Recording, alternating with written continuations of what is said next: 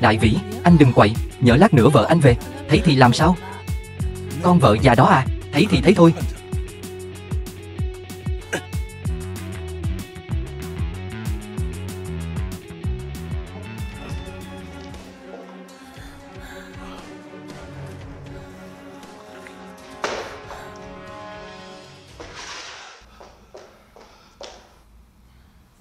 Chồng à, hai người làm cái gì vậy?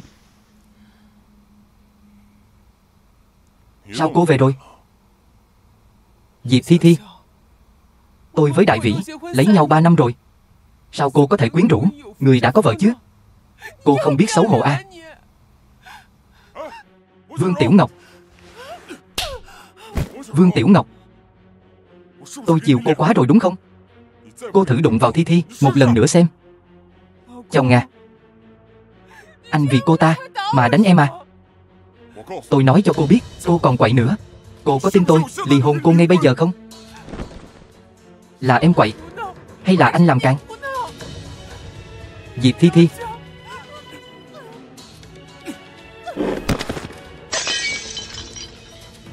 Vương Tiểu Ngọc, ầm ĩ cái gì vậy? Ba, mẹ, hai người ở nhà mà cứ thế để Đại Vĩ ngoại tình, đúng không? Đồ gà mái không biết đẻ trứng.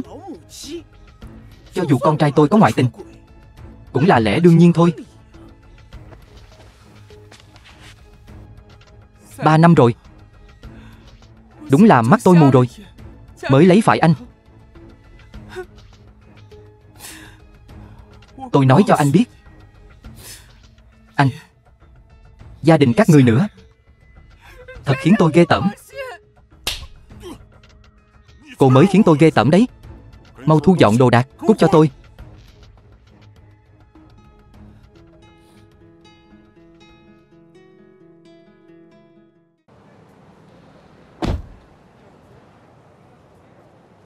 Ở đây à? Đúng à. Dựa theo địa chỉ mà trung tâm hiến máu cung cấp thì địa chỉ tiểu thư đang sống chính là ở đây. Tiểu thư là con gái duy nhất của người giàu nhất Long Thành, lại phải ở đây 20 năm. Chắc chắn đã chịu nhiều khổ cực. Chúng ta nhất định phải đưa được tiểu thư về. Vâng. Vương Tiểu Ngọc, từ nay về sau chỉ còn một mình mày thôi. Mày nhất định phải sống cho thật tốt, để cho những kẻ ức hiếp mày phải nhìn cho rõ.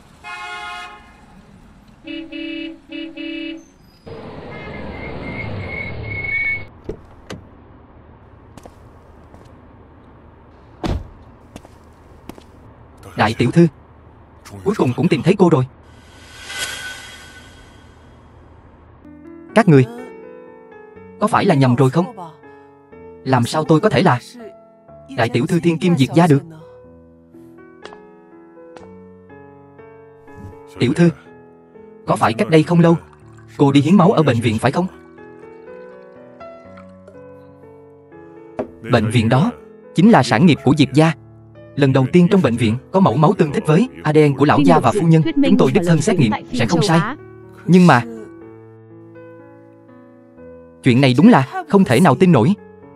Nếu tôi nhớ không nhầm, trên bàn tay phải của cô có một nốt ruồi son phải không? Không sai đúng không? Cô chính là tiểu thư của tập đoàn Diệp Thị, Diệp Tâm Nhi.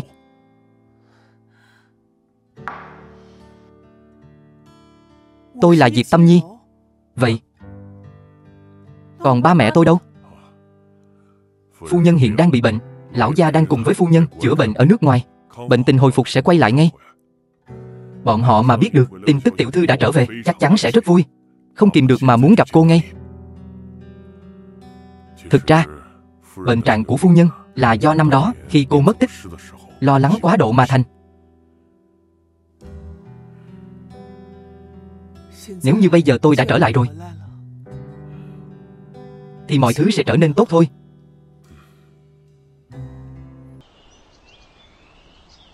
Hóa ra đây là tập đoàn Diệp Thị.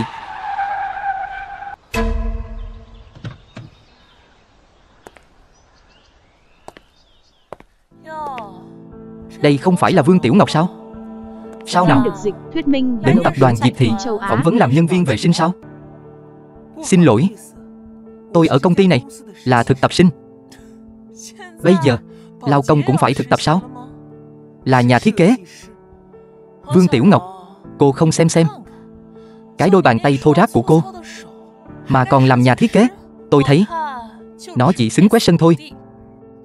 Đúng vậy, tôi thấy miệng lưỡi sắc bén của quý cô đây chỉ thích hợp nói những lời nhảm nhí. Cô muốn làm gì? Còn muốn đánh tôi? Cô cho rằng tôi vẫn là Vương Tiểu Ngọc của ngày xưa sao? Tôi nói cô biết, đừng chọc đến tôi. Chào giám đốc, tôi là Diệp Tâm Nhi, là thực tập sinh của công ty. Tôi cũng là thực tập sinh của công ty.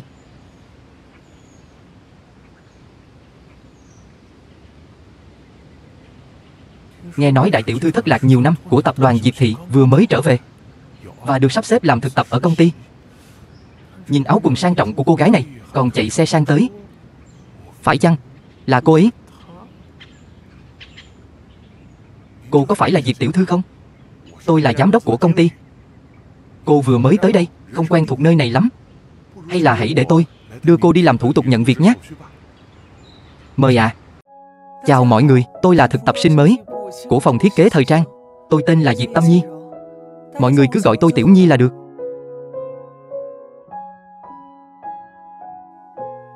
Gà rừng lại đi đổi tên, tưởng có thể thay da đổi thiệt hả?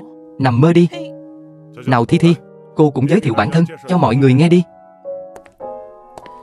Xin chào mọi người, tôi vừa mới tốt nghiệp Đại học Canberra ở Úc và cũng là thực tập sinh mới thuộc phòng thiết kế thời trang của tập đoàn.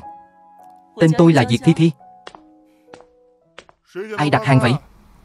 Là tôi. Tôi có đặt cà phê cho mọi người. Mới đến còn vụng về, mong mọi người chiếu cố tôi nhé. Chúng ta cảm ơn Thi Thi đi. Cảm ơn Thi Thi. Cô nghe nói gì chưa? Đại tiểu thư đã mất tích bấy lâu của tập đoàn vừa được tìm thấy rồi. Hơn nữa, còn vừa mới nhận việc ở công ty mình nữa. Thật sao? Vậy có khi nào là người của phòng mình không? Có thể lắm đó. Nếu có thể kết thân với đại tiểu thư thì tôi giàu to rồi. Đúng đó. Không phải tôi đã nói với quản gia nhà tôi đừng nói lung tung ra ngoài rồi sao? Sao mọi người đều biết cả rồi? Thi Thi, không lẽ cô chính là thiên kim đã thất lạc nhiều năm của tập đoàn thật hả?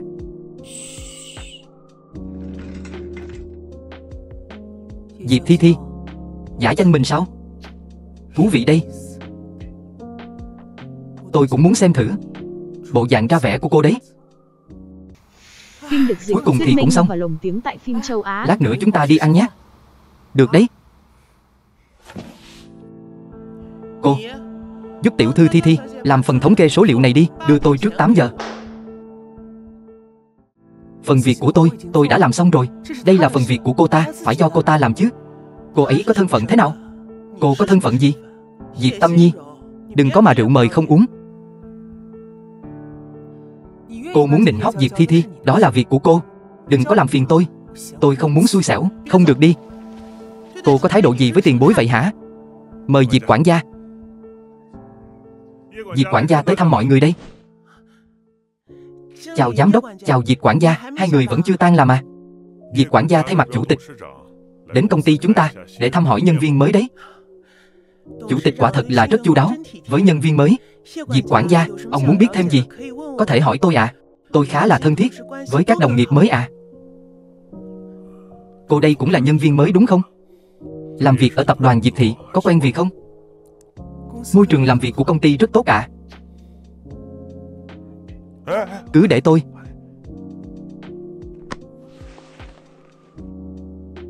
Đồng nghiệp trong công ty nên giúp đỡ nhau đúng không? Vâng đúng ạ. Diệp quản gia cứ yên tâm, nhất định chúng tôi sẽ dốc sức giúp đỡ Diệp tiểu thư ạ, phải không? Vâng, công ty rất tốt với nhân viên. Ví dụ như chị đây. Hôm nay chị ấy đã tìm cơ hội giúp đỡ Thi Thi 2 lần rồi ạ. Có phải không chị? Giúp đỡ lẫn nhau ấy mà, giúp đỡ nhau thôi. Nếu đã vậy thì chị giúp người giúp cho trót. Đưa Phật đến Tây Thiên đi. Dù gì thì việc của em cũng làm xong rồi. Vậy em đi trước đây. Hẹn mọi người ngày mai gặp lại nhé.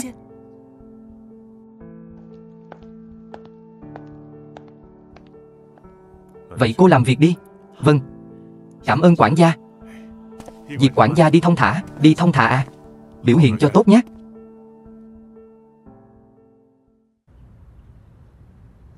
Đại tiểu thư, cà phê của cô đây. Tiểu thư, đám người trong công ty sao có thể đối xử với cô như vậy chứ? Tôi sắp không nhịn được nữa rồi. Sao lúc đầu cô không cho tôi cảnh cáo bọn họ chứ? Tôi học tập ở vị trí thấp, không phải là để thâm nhập vào nội bộ công ty, để sau này quản lý công ty tốt hơn sao? Bị mọi người xem như vô hình cũng tốt thôi mà. Vì hai người họ mà lộ thân phận không đáng đâu. Tiểu thư nói như vậy, đúng là cô suy nghĩ thấu đáo. Vậy tôi xuống trước đây. Khoan đã, không nhắc đến bọn họ nữa. Chú xem giúp tôi bản thiết kế này của tôi thế nào. Đây là cô thiết kế đấy à? Hoàn toàn kế thừa thiên phú thiết kế của phu nhân đấy. Giỏi.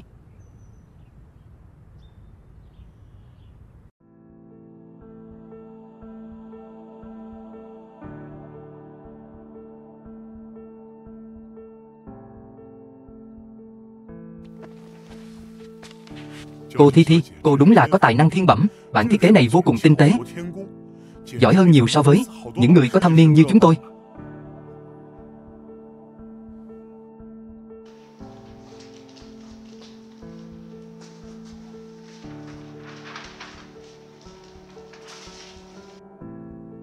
Rác rưởi thì nên vứt vào thùng rác chứ.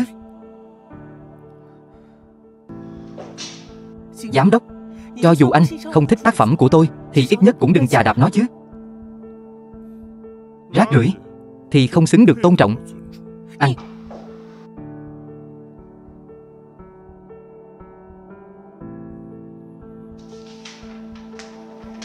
Anh Lâm, nhưng tôi lại thấy bản thiết kế này rất tốt mà.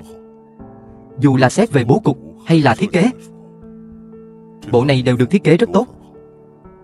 Tôi rất thích bộ này. Anh Lâm quả là có mắt nhìn sáng suốt.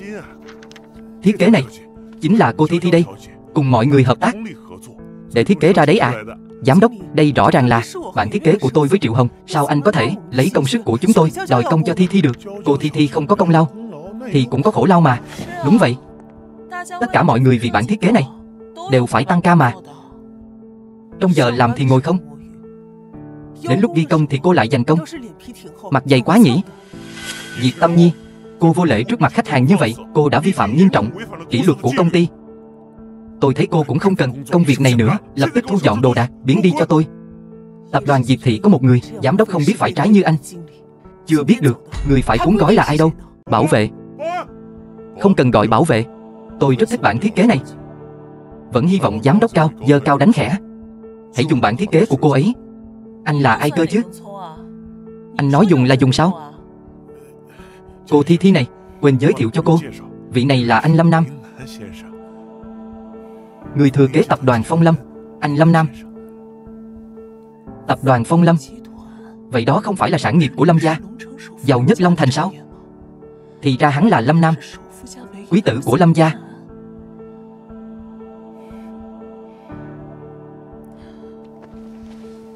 Anh Lâm, mắt của anh đúng thật là độc đáo. Thiết kế của cô Diệp đây cực kỳ bình thường, nhưng kỹ thuật lật mặt lại rất cao siêu nhỉ. Anh Lâm, anh đang nói gì vậy? Hay là vậy đi, lát nữa tôi mời anh ăn cơm. Để tạ lỗi khi nãy tôi lỡ mạo phạm anh. Không cần đâu, tôi đến đây chỉ là vì công việc. Giám đốc cao, đưa tôi đi xem những bản thiết kế đã làm trước đây. Được, vậy thì tôi sẽ để cô Thi Thi nói cho anh nghe. Không cần, để cô ấy đi. Phong cách thiết kế của cô Diệp cực kỳ đặc biệt. Cảm ơn sự thừa nhận của anh Lâm. Cẩn thận.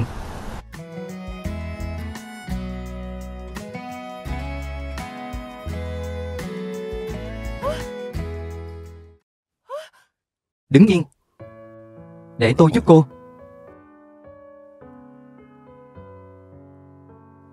Thật ngại quá, anh Lâm.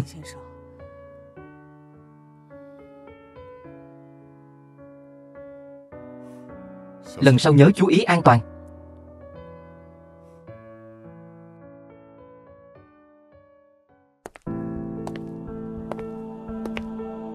Vương Tiểu Ngọc à, cô đừng mơ tưởng đến việc hóa thiên nga nữa. Anh ta là Lâm Nam, cô không với tới đâu. Đứng núi này, trong núi nọ, Coi chừng tham thì thâm đấy.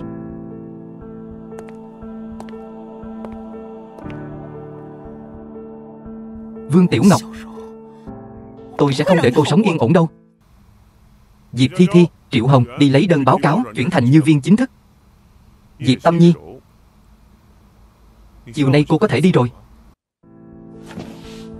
Giám đốc, thành tích khảo sát lần này rõ ràng là tôi cao nhất. Tại sao tôi không thể trở thành nhân viên chính thức? Công lý của công ty ở đâu vậy? Tôi chính là công lý. Tôi nói để ai trở thành nhân viên chính thức thì người đó sẽ thành nhân viên chính thức. Cô là cái thá gì chứ?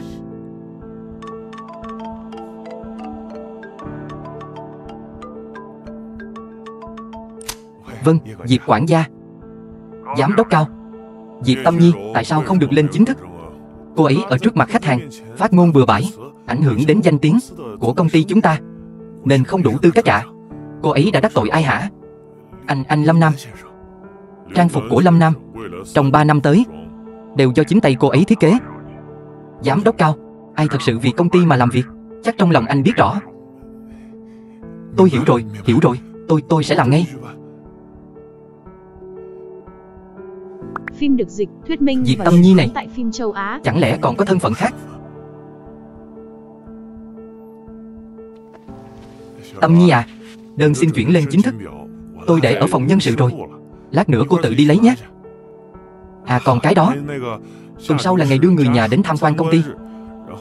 Cô nhớ đến bộ phận nhân sự để đăng ký thông tin người nhà nhé. Tôi biết rồi. Mọi người đều phải đăng ký thông tin người nhà nhé.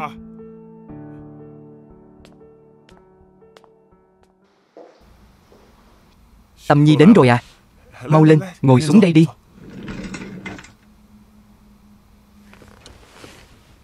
Giám đốc à, anh tìm tôi có việc gì sao? Ngày gặp mặt người nhà tuần sau, tôi thấy cô không ghi ai cả. Sao thế? Là người nhà bận quá sao? Hay là không thuận tiện? Bình thường họ đều không có ở nhà. À đúng rồi. Tâm Nhi à, vẫn chưa nghe cô nói người nhà của cô làm việc gì nhỉ? Họ à, họ đều là những người làm ăn bình thường. Bình thường thì bán buôn tạp hóa nhỏ thôi. Vậy thì tốt. Tốt rồi. Không còn việc gì nữa. Cô đi đi. À đúng rồi, tối nay tăng ca, làm xong bản thiết kế mà khách hàng cần rồi hẳn về.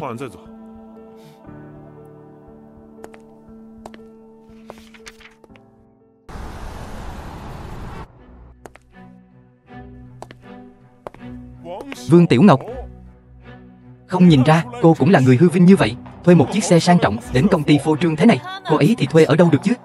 Nói không chừng là đi nhờ đấy. Người có tâm địa đen tối thì nhìn đâu cũng thấy xấu xa. Sao cô biết là tôi đi nhờ chứ? Hay là cô cũng hay đi nhờ? Cô,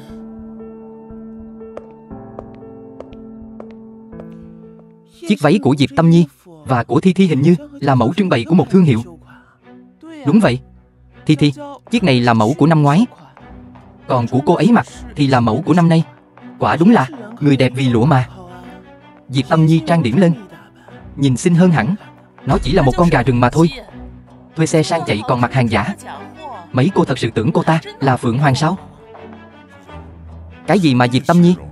Không phải là Vương Tiểu Ngọc sao? Đổi tên rồi à? Anh quan tâm cô ta hả? Tự đi mà hỏi cô ta đi. Hỏi em làm gì? Ý anh không phải vậy. Em nghe anh giải thích đi.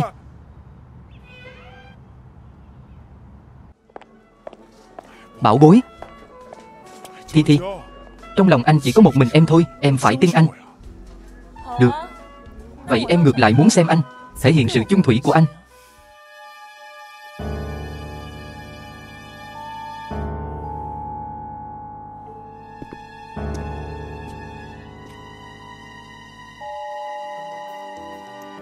Thiết kế chiếc váy của cô quả nhiên rất tốt. Chiếc váy này mặc vào nhìn vô cùng tôn dáng. Tôi rất thích nó. Cảm ơn anh Lâm đã khen. Phim được dịch, thuyết minh và lồng tiếng tại phim châu Á.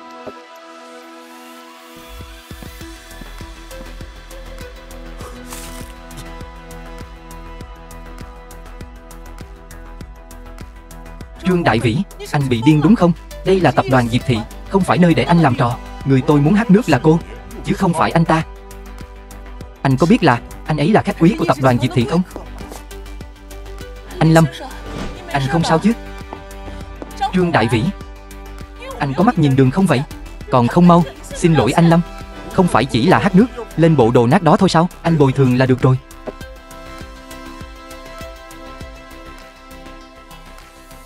Cô vẫn ổn chứ? Tôi ổn. Được. Nếu muốn bồi thường, vậy thì tôi sẽ tính rõ ràng. Bộ đồ trên người của tôi, giá niêm yết 5.800.000. Bộ váy cao cấp mà Diệp tiểu thư mặc đây là mẫu mới nhất của năm nay, giá niêm yết 12 triệu. Tổng cộng 17.800.000. Xin hỏi quý ngài đây, trả tiền bằng phương thức nào? Vương Tiểu Ngọc. Làm sao mà cô ta có thể mặc hàng chính hãng được? Chiếc váy mà Tâm Nhi mặc là hàng chính hãng 100%. Ngược lại, chiếc váy của cô Thi Thi đây, sao càng nhìn càng giống hàng giả cao cấp vậy? Trời ơi, bộ đồ của Diệp Thi Thi chắc không phải là hàng giả đâu. Làm sao có thể? Cô ấy là Diệp Thi Thi đó. Nhưng mà kia là Lâm Nam, có thương hiệu cao cấp nào mà anh ấy chưa từng giám định qua, chắc chắn không có sai. Phim được dịch, Vương Tiểu Ngọc và lồng tiếng tại phim Đại châu Vĩ Á. đã nói với tôi rồi. Mẹ của cô ở nhà người khác làm bảo mẫu, lần trước bởi vì trộm đồ mà bị đuổi ra ngoài. Chiếc váy trên người của cô chắc chắn là ăn trộm mà có. Vị tiểu thư này, cô đang vu khống người khác. Cẩn thận, tôi sẽ gọi cảnh sát. Anh Lâm, anh đừng để bị lừa bởi vẻ ngoài yếu đuối của cô ta. Cô ta không phải hạng người tốt lành gì. Được rồi, tất cả chỉ là hiểu lầm. Hiểu lầm thôi. Tiểu thư Thi Thi, mời cô qua kia, tôi đã chuẩn bị điểm tâm cho cô. Sao cô không đưa anh Trương đi nếm thử? Thi Thi, cút ra. Thi Thi ơi, giải tán hết đi. Anh Lâm, tôi thấy quần áo của ngài cũng ướt rồi. Hay là tôi dẫn ngài đi xử lý nhé? Cũng được. Dẫn đường, mời đi bên này.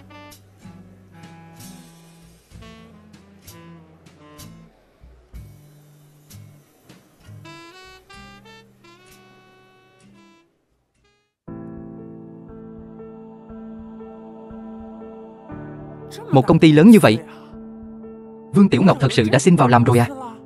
Cái đồ hám danh này vào công ty lớn vậy, kiếm tiền cũng không hó hé tiếng nào. Chị ấy chắc chắn là sợ chúng ta đòi tiền. Mẹ, xem con chỉnh đốn chị ấy thế nào đây.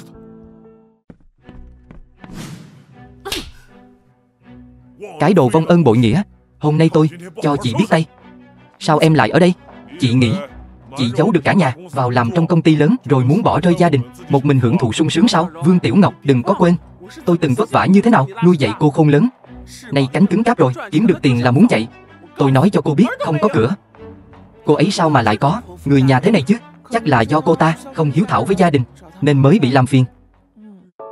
Nuôi tôi lớn khôn, hưởng thụ sung sướng từ nhỏ đến lớn. Trong nhà có việc gì mà tôi không làm? Mỗi một khoản tiền mà tôi làm ra, không phải tất cả đều cho các người cả sao? Vương Tiểu Ngọc, chị nên chú ý thái độ nói chuyện đi. Mẹ là người đã nuôi chị từ nhỏ tới lớn đấy. Nuôi chị từ nhỏ tới lớn sao? Chị vừa học hết lớp 9 đã buộc chị phải bỏ học đi làm, bán chị với giá cao cho Trương Đại Vĩ, còn đòi sính lễ cao để lấy tiền mua nhà cho em. Vương Tiểu Ngọc, thằng bé là em trai của cô, sao cô có thể máu lạnh đến vậy? Không một chút quan tâm đến tình thân. Mẹ, đừng nói nhảm với chị ấy. Con thấy chị ấy không muốn phụng dưỡng khi mẹ về già đâu. Loại rẻ tiền này phải dạy cho một bài học. Phim được dịch, thuyết minh và lồng tiếng tại phim châu Á. Diệp tiểu thư vừa rời khỏi tôi thì liền gặp rắc rối nhỉ. Tôi khuyên anh bớt lo chuyện bao đồng. Hai kẻ gian díu ngoại tình, xem tôi dạy anh thế nào. Ôi trời đất ơi, để mẹ xem con bị thương ở đâu. Mẹ ơi, đau quá, hình như gãy xương rồi. Vương Tiểu Ngọc, đền tiền. Cô mau đền tiền đi. Vương Tiểu Ngọc, đây chính là người mà cô đã ngoại tình sao? Con trai tôi trầy xước cả rồi. Cô phải bồi thường 200, à không, phải 400.000. 400.000 đổi lấy một cánh tay cũng không tệ. Theo tính toán, không bằng trực tiếp đánh gãy hai tay hai chân, lấy giá hữu nghị cho cậu. 2 triệu thế nào? Đừng mà, tôi đã khỏe trở lại rồi. Còn đợi tôi gọi bảo vệ sao? Còn không mau cút. Cậu kiêu ngạo cái gì chứ? Mẹ ơi đừng mà. Thôi mình bỏ qua đi. Chúng ta đi thôi.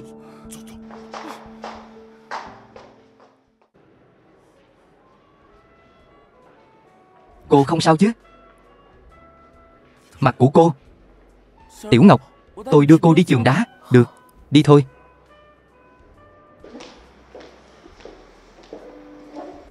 Anh Lâm, tay anh không bị gì chứ? Hay là để tôi đưa anh đi xem? Không cần đâu. Hay là để tôi đưa anh đi xem Tiểu Ngọc? Cũng được.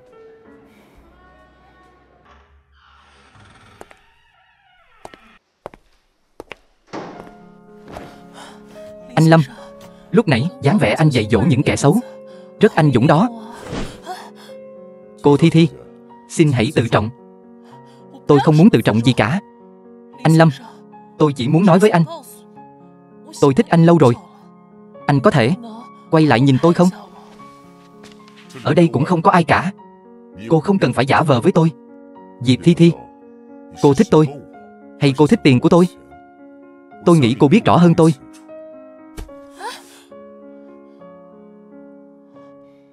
Bây giờ cô buông tay, tôi vẫn có thể coi như không có chuyện gì xảy ra. Tôi không muốn. Anh Lâm, chẳng lẽ ngay cả tư cách thích anh tôi cũng không có sao? Không buông đúng không? Đừng ép tôi phải động tay. Anh Lâm, chẳng lẽ anh không biết thương Hoa Tiết Ngọc sao? Diệp tiểu thư, xin cô hãy tự liệu mà làm đi.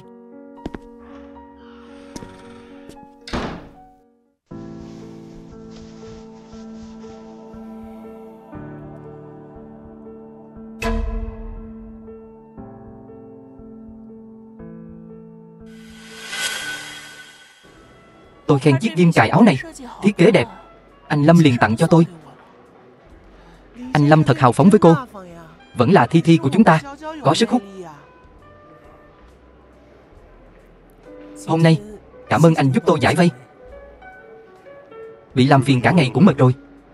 Nếu Diệp tiểu thư thật sự muốn cảm ơn tôi, chi bằng cùng nhau đi ăn đi. Bữa ăn ở khu nghỉ dưỡng suối nước nóng, hương vị khá ngon. Không biết Diệp tiểu thư tối nay có thời gian không? Khu nghỉ dưỡng suối nước nóng không phải của nhà mình sao?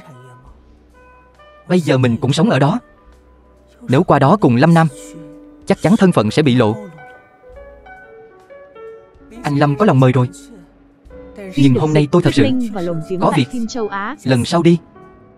Diệp tiểu thư không sẵn lòng nhận lời mời. Vậy lần này tôi sẽ đi trước. Lần sau có cơ hội, Diệp tiểu thư không được từ chối tôi nữa đấy. Nhất định là vậy. Nhớ giữ lời đấy.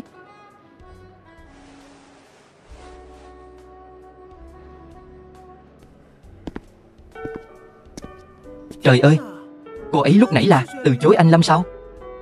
Đó là tỷ phú Lâm Nam đấy. Cơ hội đi ăn tối này, bao nhiêu người muốn mà không được. Cô ấy cứ vậy mà từ chối rồi.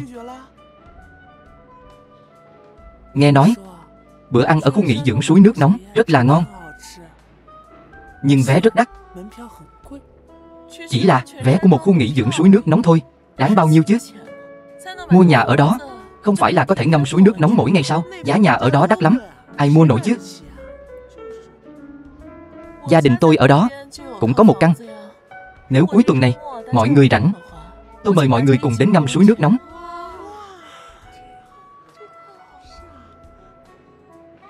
Diệp Thi Thi cũng có biệt thự ở khu suối nước nóng sao? Nhưng nơi đó chỉ có 36 chủ hộ, trừ nhà mình ra, đâu còn ai họ Diệp.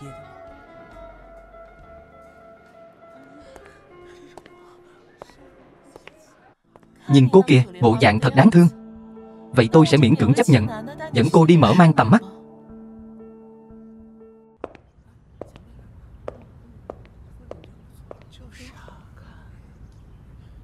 Đây không phải là nhà mình sao?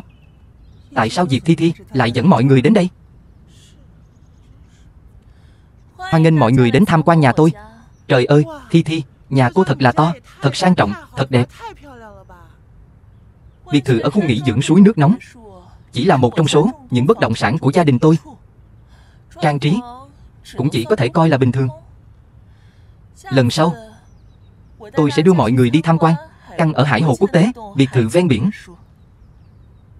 Hải Hồ Quốc tế Nghe nói giá nhà ở bên đó đều là Phim hàng được trăm dịch, triệu. thuyết minh và lồng tiếng tại phim châu Á. Đặc biệt là căn hoa viên hoàng gia.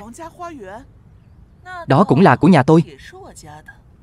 Hải hồ quốc tế, biệt thự độc lập trong hoa viên hoàng gia, không phải đều là của nhà mình sao? Sao lại thành ra của Diệp Thi Thi rồi? Thi Thi đúng là thiên kim tiểu thư. Vài căn biệt thự đã là gì chứ? Đến công ty cũng là do nhà cô ấy mở. Thi Thi, lần sau đến nhà cô, có phải là có thể gặp chủ tịch không? Bây giờ họ đang ở nước ngoài. Sau này nếu có cơ hội, tôi nhất định sẽ giới thiệu cho mọi người. Mạo danh mình thì thôi đi. Cả hành tung của ba mẹ mình, cô ta cũng biết. Diệp Thi Thi, rốt cuộc cô là ai? Tại sao lại biết nhiều về nhà tôi như vậy? Diệp Thi Thi à? Cô nói đây là nhà của cô. Nhưng lần trước, lúc tôi đến đây, sao lại không gặp được cô vậy? Diệp Tâm Nhi, đừng có khoe khoang nữa. Loại như cô đây, vừa quê mùa lại thấp hèn, sao có thể đã đến nhà tôi chứ? Cô đấy, ngay cả cửa của khu này cũng không vào được. Vậy nếu cô nói đây là nhà của cô, dẫn đường đi, để tôi xem. Không có chìa khóa, làm sao cô vào được nhà của tôi đây?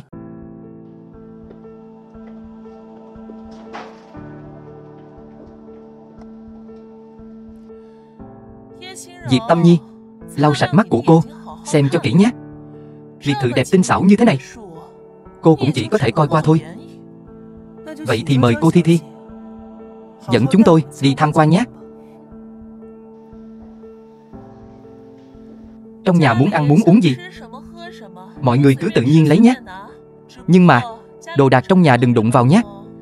Ba mẹ tôi thích sưu tầm đồ cổ, làm hỏng rồi thì khó giải thích lắm đấy. Khó giải thích hay là đền không nổi.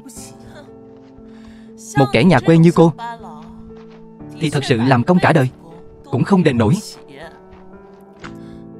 Cái quạt này là tác phẩm của Tề đại sư đúng không? Nếu tôi nhớ không lầm, trị giá hơn 20 triệu đấy. Phim được dịch, thuyết minh và lồng Không ngờ cô cũng biết châu nhìn Á. hàng đấy. Tác phẩm của Tề đại sư, cô cũng biết. Này, ghế sofa này là hàng cao cấp ở nước ngoài, nhưng mà nó rẻ hơn nhiều so với chiếc quạt này, chỉ hơn 10 triệu thôi. Cô đó, đừng có mà ngồi hư ghế sofa đấy. Chỉ là cái ghế sofa thôi mà, ngồi hư thì ngồi hư thôi. Bộ ấm trà sứ Thanh Hoa, đồ cổ chính gốc. Cô nhớ phải, cẩn thận đấy. Rót nước đừng làm hỏng đấy. Nếu không, bán cô rồi cũng đền không nổi. Diệp Tâm Nhi, cô nói đủ chưa? Đây là nhà tôi hay là nhà cô? Cần gì đến cô ở đây, cua tay múa chân chứ? Chuyện gì thế? Diệp Thi Thi lại có vẻ như là người ngoài. Đúng vậy đó, còn Tiểu Nhi có vẻ rất quen thuộc với nơi này, giống chủ nhân của ngôi nhà này hơn. Mấy cô có bị gì không vậy? Đừng có quên là tôi đưa các cô đến tham quan đấy. Hơn nữa, tôi vốn không hề quan tâm đồ cổ hay tranh chữ gì đó. Mấy thứ này chỉ là thú vui của ba mẹ tôi thôi. Chỉ có những kẻ quê mùa như Diệp Tâm Nhi mới rảnh rỗi ngồi đây giảng đạo thôi. Nói đúng lắm. Những người giàu thật sự đâu thèm quan tâm giá cả đâu. Người giàu, người ta chỉ quan tâm đến giá trị thôi. Thôi bỏ đi, trong nhà cũng không có gì để ngắm. Tôi dắt các cô đến nhà xe, chiêm ngưỡng siêu xe nhé. Xem xe xong thì vừa đúng lúc. Chúng ta đi tắm suối nước nóng đi. Xin lỗi, tránh đường đi. Tuyệt quá, tôi muốn xem thử siêu xe của Thi Thi từ lâu rồi.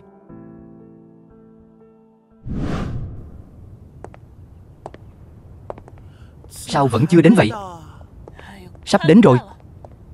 Ngay phía bắc kìa. Đến rồi á. Diệp Thi Thi, không phải cô nói suối nước nóng là của nhà cô sao? Sao mà đến đường đi cô cũng không nhớ thế? Đi thẳng về phía trước. Này không phải chứ, tìm có cái nhà xe thôi, cô cũng phải dùng đến phần mềm chỉ đường hả? Tôi mù đường không được sao? Bình thường đều là tài xế riêng đưa tôi đi. Biệt thự to như vậy, sao tôi nhớ được nhà xe nằm ở đâu chứ?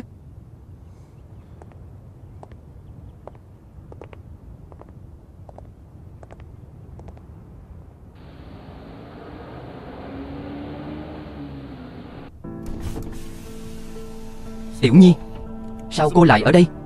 Tiểu thư Thi Thi nói muốn dẫn bọn tôi đến nhà xe phía bắc để tham quan siêu xe. Nhà xe? Nhà xe của biệt thự không phải ở phía tây sao? À đúng rồi, Nếu nhà xe mà ở phía Tây, đúng là có hơi xa. Đương nhiên là tôi biết nó xa. Trước kia đều là tài xế riêng đưa tôi đến. Biệt thự to thế này, sao tôi biết được nhà xe nằm ở đâu? Chúng ta không đến nhà xe nữa, chúng ta đi tắm suối nước nóng đi. Vậy cô dẫn đường hả? Đúng, bên này này. Nhưng mà hình như suối nước nóng ở bên này mà, còn xa hơn nhà xe nữa. Vương Tiểu Ngọc, đừng tưởng cô có mẹ, làm việc ở nhà giàu có, rành đường hơn tôi một chút thì có thể thay đổi bản chất quê mùa của cô. Vậy cũng còn đỡ hơn ai đó không nhớ được đường trong chính ngôi nhà của mình. Tóm lại, Tâm Nhi có định đi tắm suối nước nóng không? Đi từ đây còn cách xa lắm. Hay là lên xe đi, tôi đưa các cô đến đó. Được đấy, có thể lên xe của Lâm thiếu gia, thật là may mắn quá. Người làm ở suối nước nóng đều biết mặt mình, bây giờ mà qua đó thì lộ thân phận mất. Không đi được. Cảm ơn ý tốt của anh Lâm. Có điều, hôm nay tôi không tiện lắm, không đi cùng mọi người đâu. Vậy sao? Đáng tiếc thật. Phim được dịch, thuyết minh và lồng tiếng tại phim Tôi còn nghĩ mọi người đông như vậy, chi bằng cùng nhau ngâm nước nóng, thư giãn một chút. Anh Lâm, cô ấy không đi, chúng tôi có thể đi mà, có thể đưa chúng tôi đi không? Tôi chợt nhớ ra, tôi còn chút việc đang làm dở. Diệp tiểu thư, quen thuộc chỗ này như vậy, hẳn cũng là hàng xóm của nhau. Lần sau có duyên, cùng nhau tắm suối nước nóng sau nhé. Anh Lâm, đợi đã.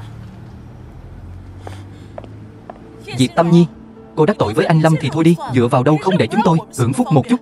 Ngồi xe của anh Lâm đến đó, đúng đó. Liên quan gì đến tôi? Cô không nghe anh ấy nói sao? Anh ấy có việc, không tiện. Diệp Tâm Nhi, tôi đúng là quá tốt bụng, mới đưa cô đến đây mở mang tầm mắt.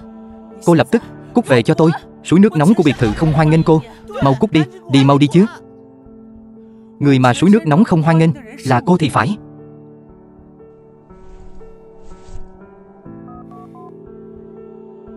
Alo, hôm nay suối nước nóng đóng cửa, không được cho ai vào. Diệp Tâm Nhi, cô đừng tưởng cô cũng họ Diệp như tôi thì cô là chủ nhân của nơi này. Cô gọi một cuộc điện thoại, nói nghỉ là nghỉ hả? Dựa vào đâu chứ?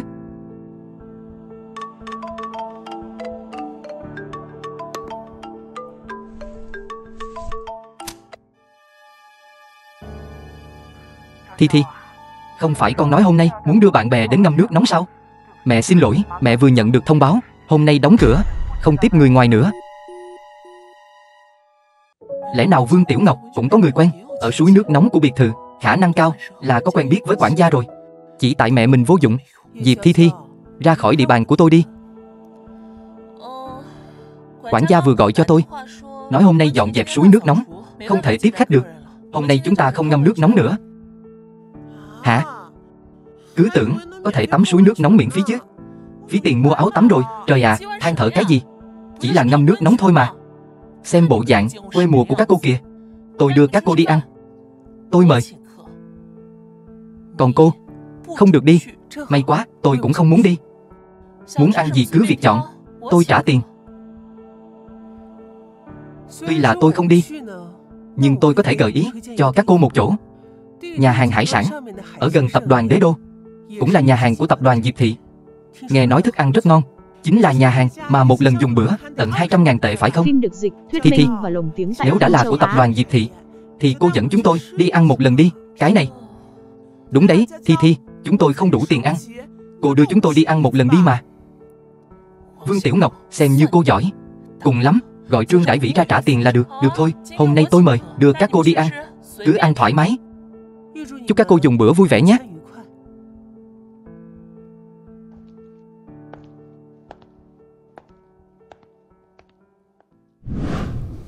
Xin lỗi đại tiểu thư, là do tôi quản lý không tốt. Sâu bọ ở đâu mà không có, cũng không trách chú. Có điều, trong nhà này thật sự có tay trong rồi. Chị Châu, chị làm gì vậy? Xin lỗi tiểu thư, xin lỗi quản gia, làm có chút việc cũng hấp ta hấp tấp. Bỏ đi, lần sau chú ý hơn nhé. Cảm ơn tiểu thư. Cảm ơn cô.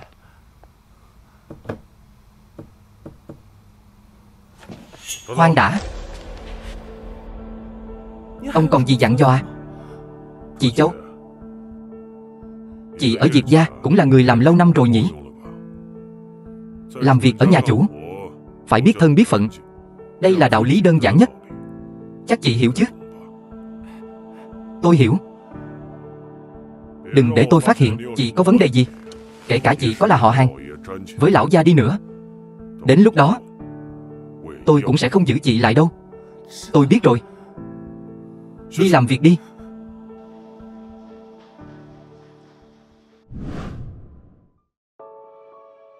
Thi Thi ơi, mấy ngày này cô chủ luôn ở nhà. Sau này con ít đến đây thôi. Con biết rồi mà. Mẹ còn tiền không vậy?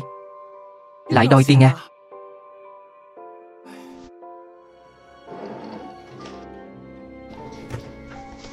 Mẹ với ba vừa mới có lương. Tất cả chỉ có 20.000 tệ thôi. Đưa hết cho con. Này, con đừng đi cổng chính nhé. Chủ đang ở nhà hết đấy. Còn nữa, Thi Thi, sắp tới chúng ta cũng không thể tiếp tục lén trộm đồ của chủ nhà được nữa đâu. Diệp quản gia nghi ngờ mẹ rồi. Biết rồi mà. Phiền quá đi mất.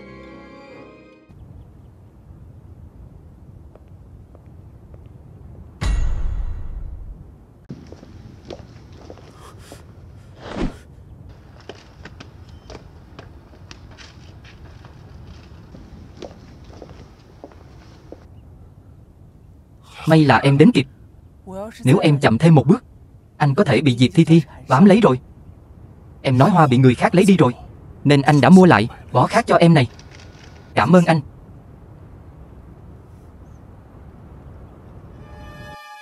Sao thế nhỉ?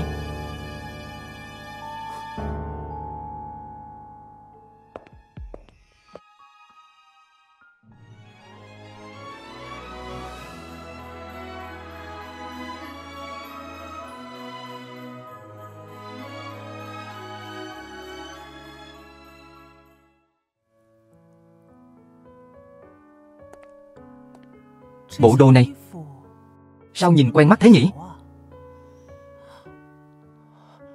À, em nhớ ra rồi. Bộ đồ này là trước đây mẹ em mua cho em, là thời trang cao cấp nước ngoài. Làm sao cô ấy có được nó?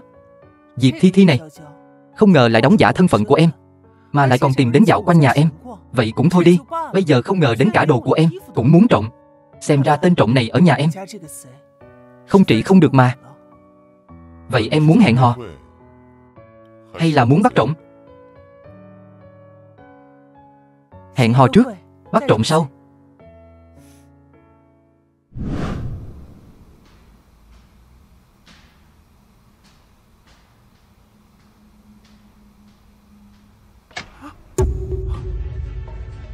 Dì Châu,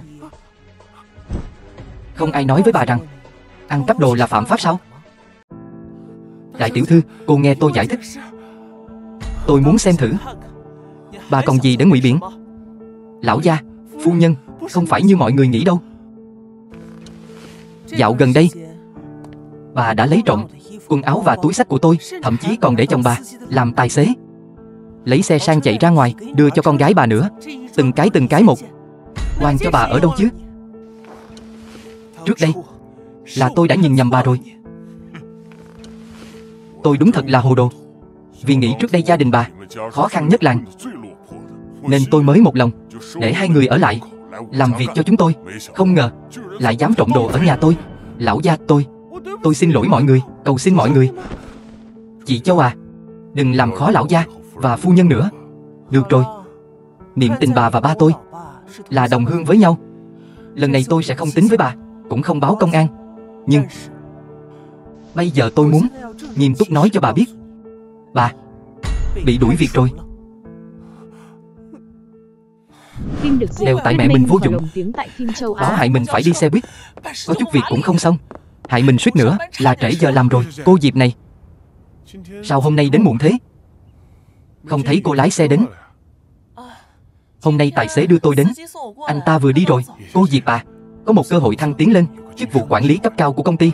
Cô có nghe nói rồi đúng không? Chuyện đó à?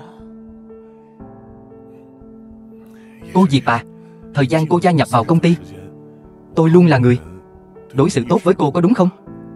Không biết cô Diệp đây có thể nào ở trước mặt chủ tịch và phu nhân nói giúp tôi vài câu tốt đẹp không?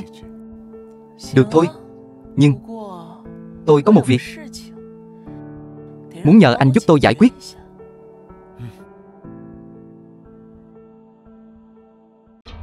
Cô quay về và đi đến phòng mẫu một chuyến. Cần phải chụp thêm 2 nhóm ảnh cận cảnh.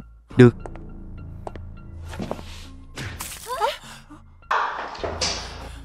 Diệp Tâm Nhi, cô không có mắt à?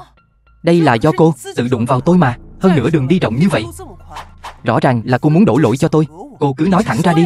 Cô, Diệp Tâm Nhi, cô đang làm gì vậy? Đừng nói là cô làm chị Thi Thi bị bỏng đấy nhé. Tại sao có chuyện gì cũng đổ lên đầu tôi hết vậy? Có phải nếu hôm nay Diệp Thi Thi đánh rắm thì cũng là lỗi của tôi không? Đúng là ra đường không xem ngày mà. Diệp Tâm Nhi, thái độ bây giờ của cô là sao đấy? Chuyện không liên quan đến tôi. Anh muốn tôi phải thế nào đây? Hay cho một đứa nhà quê mà miệng lưỡi sắc bén. Nếu cô không sửa lại thái độ của mình, vậy thì tôi chỉ có thể xử lý cô theo cách của tôi thôi. Diệp Tâm Nhi, bây giờ tôi chính thức thông báo với cô bị sa thải. Vô duyên vô cớ. Ai muốn sa thải người vậy? Chủ tịch, phu nhân, ngọn gió nào đưa hai người đến đây thế à? Thưa chủ tịch và phu nhân, tôi đang xử lý hậu họa của công ty chúng ta. Hậu họa sao? Ai là hậu họa vậy? Tôi thấy cô bé này làm việc rất nghiêm túc. Kể từ khi cô ấy gia nhập cũng tạo ra không ít thành tựu cho công ty. Tiểu Cao, cậu làm việc không khách quan chút nào. Thưa chủ tịch, không phải là tôi làm việc không khách quan, là đại tiểu thư không thích cô gái này, bảo tôi tìm cách tiễn cô ta đi. Tiểu Cao, cậu nói gì đấy? Phim được dịch, thuyết Cô minh ta không phải là con gái tôi, thưa chủ tịch và phu nhân. Mọi người không nhầm đấy chứ? Đồ cặn bã, cậu có thể nhầm con gái cậu được sao? Diệp Thi Thi, cô đóng giả làm thiên kim đại tiểu thư lâu như vậy rồi, hôm nay ở trước mặt chính chủ đã biết sợ rồi sao? Cô ăn nói hồ đồ gì đấy? Tôi nói mình là thiên kim đại tiểu thư khi nào? Tất cả đều là do giám đốc Cao tự hiểu lầm thôi. Cô Diệp Thi Thi, mấy ngày nay là ai luôn nói bóng gió với tôi, nói mình là thiên kim đại tiểu thư chứ? Anh nói nhảm. Tôi nói mình là thiên kim của Diệp Thị khi nào? Cô con tiện nhân này, bỏ tôi ra. Đồ bẩn thỉu. Đủ rồi. Diệp Thị xưa nay dùng người là phải xem trọng nhân phẩm, càng xem trọng năng lực. Hai người các ngươi đều là những kẻ nịnh hót, đều là những kẻ tham vinh hoa phú quý, muốn hãm hại con gái của tôi.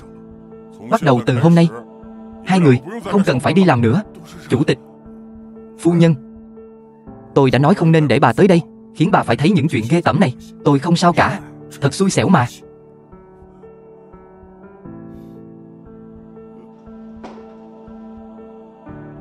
Tiêu rồi, mất hết tất cả thật rồi.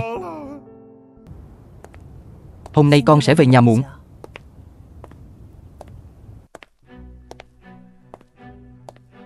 Vương Tiểu Ngọc, lâu rồi không gặp.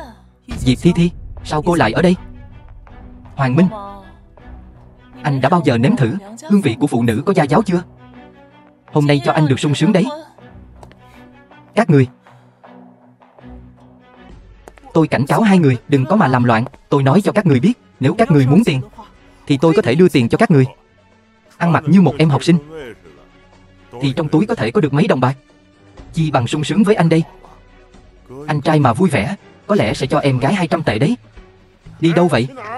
Lại đây với anh. Thả tôi ra, mau thả tôi ra.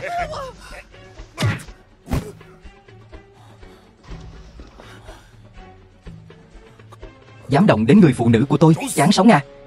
Đại ca à, sau này em không dám nữa, em không dám làm nữa. Cút. Vâng, em cút ngay đây. Em không sao chứ? Buồn nôn. Diệp Thi Thi, cho dù bị vạch trần thân phận, cô cũng đâu cần phải tự sa ngã như vậy đâu chứ. Hay là tôi gọi xe giúp cô nhé. Dẹp cái bộ mặt giả tạo đó của cô đi. Tôi không cần đâu. Thật không thể hiểu nổi. Không cần phí lời với cô ta, chúng ta đi thôi.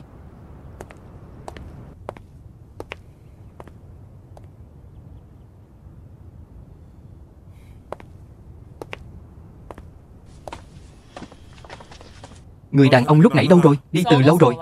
Chẳng lẽ đợi cái đám hèn các người sao?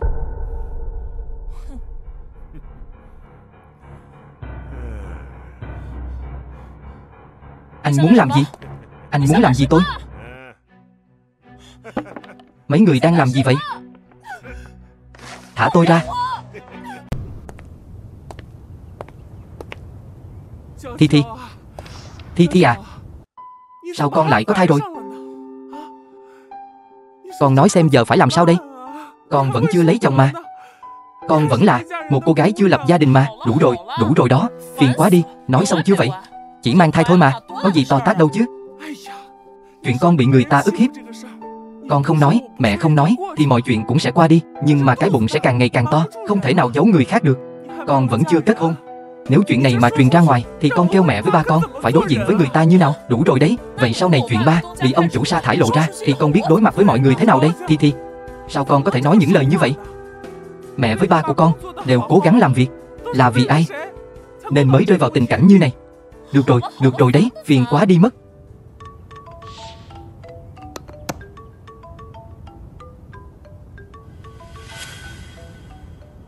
Mẹ xem, không phải là có người tìm đến tận cửa để nhận con sao?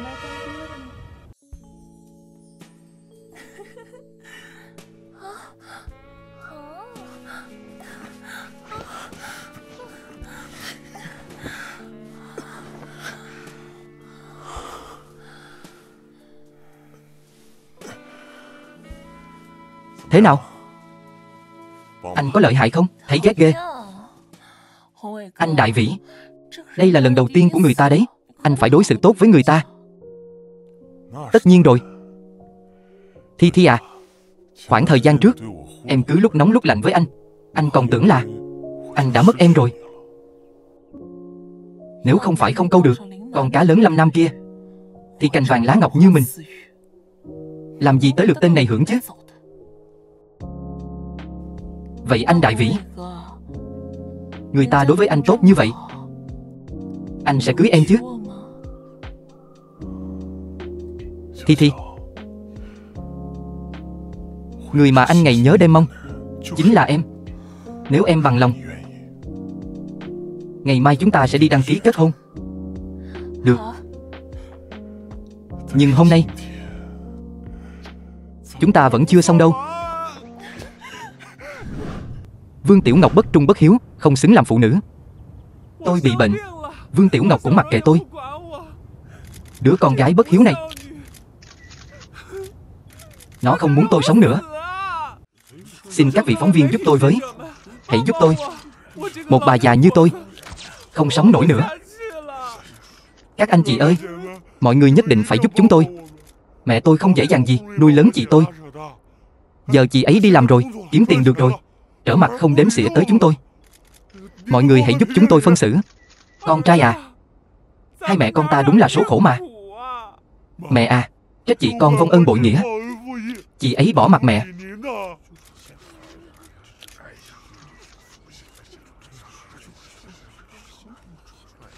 Nào, mọi người xem đi. Đồ tiện nhân vong ân bội nghĩa, có ngoại hình trông như này. Mọi người nhớ kỹ nhé. Đây không phải là Vương Tiểu Ngọc sao? Vương Thiên Sơn, rốt cuộc em muốn gây rối đến khi nào? Em làm loạn đủ chưa? Chị à, không phải mẹ con em muốn gây rối, là mẹ của chúng ta bệnh rồi. Bác sĩ nói không thể điều trị nữa, chỉ còn sống được chưa tới 1 tháng. Mấy người vẫn không biết điểm dừng đúng không? Nhìn bà ta kìa, mặt mũi hồng hào như thế, giống bệnh chỗ nào chứ? Tôi bây giờ còn sống đều nhờ có em trai cô. Đã bán thận mới có tiền mua thuốc cho tôi. Bán thận? Bán thận không phải vì lúc đó nó mắc nợ cờ bạc à? Liên quan gì đến tôi chứ? Bà không biết xấu hổ à? Ôi trời ơi, đây còn là con gái tôi sao? Cô không muốn nhận tôi cũng không thể bôi nhọ em cô như vậy chứ. Tiện nhân, cô là đồ bất hiếu.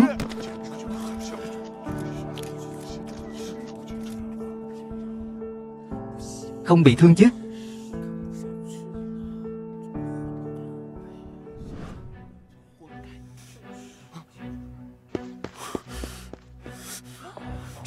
Cứ chạy đi như thế sao?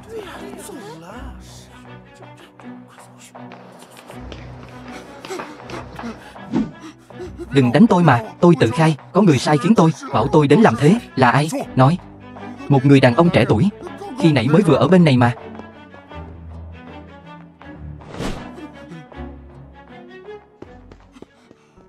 Bỏ đi, không cần bắt người. Em cũng biết là ai. Ý em là Trương Đại Vĩ. Hắn 5 lần 7 lượt làm khó em. Rốt cuộc muốn làm gì? Muốn biết thì hỏi. Người cầm đầu làm loạn là được thôi.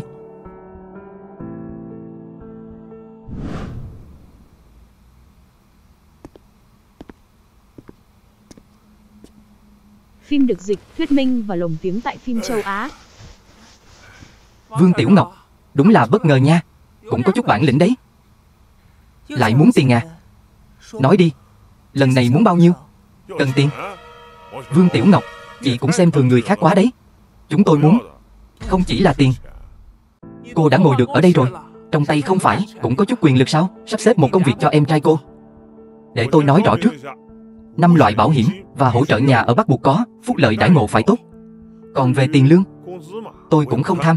1 tháng 30 hay 50 ngàn tệ gì đó, chị tự quyết định là được. Vương Thiên Sơn, cậu có bằng cấp hay là mối quan hệ không? Nếu tôi có bằng cấp, có mối quan hệ, tôi còn cần tới chị sao? Phải đó, con trai tôi xuất sắc như thế rồi. Nếu có bằng cấp, có mối quan hệ, những người khác còn sống thế nào được? Được rồi, còn yêu cầu gì nữa cứ nói hết đi. Em trai cô muốn đổi xe.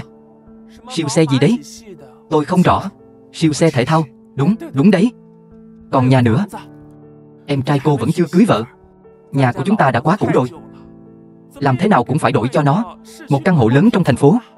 Hai mẹ con các người, trời còn chưa tối mà đã nằm mơ rồi. Vương Tiểu Ngọc, chú ý đến thái độ của chị với mẹ tôi đi. Có tin ông đây đánh chị không? Tôi nói cho cậu biết. Những thứ khác tôi không có, nhưng việc làm của cậu tôi có thể sắp xếp. Gác cổng tầng hầm, 6.000 tệ 1 tháng, thích làm thì làm. Này, Vương Tiểu Ngọc, chị đang sỉ nhục tôi hả? Bảo vệ, đưa cậu ta ra ngoài. Vương Tiểu Ngọc, chị không đưa tiền đúng không? Được, chị cứ chờ ông đây. Cùng lắm thì, sau này, ngày nào tôi cũng đến, chờ xem ai mới là người mệt đây.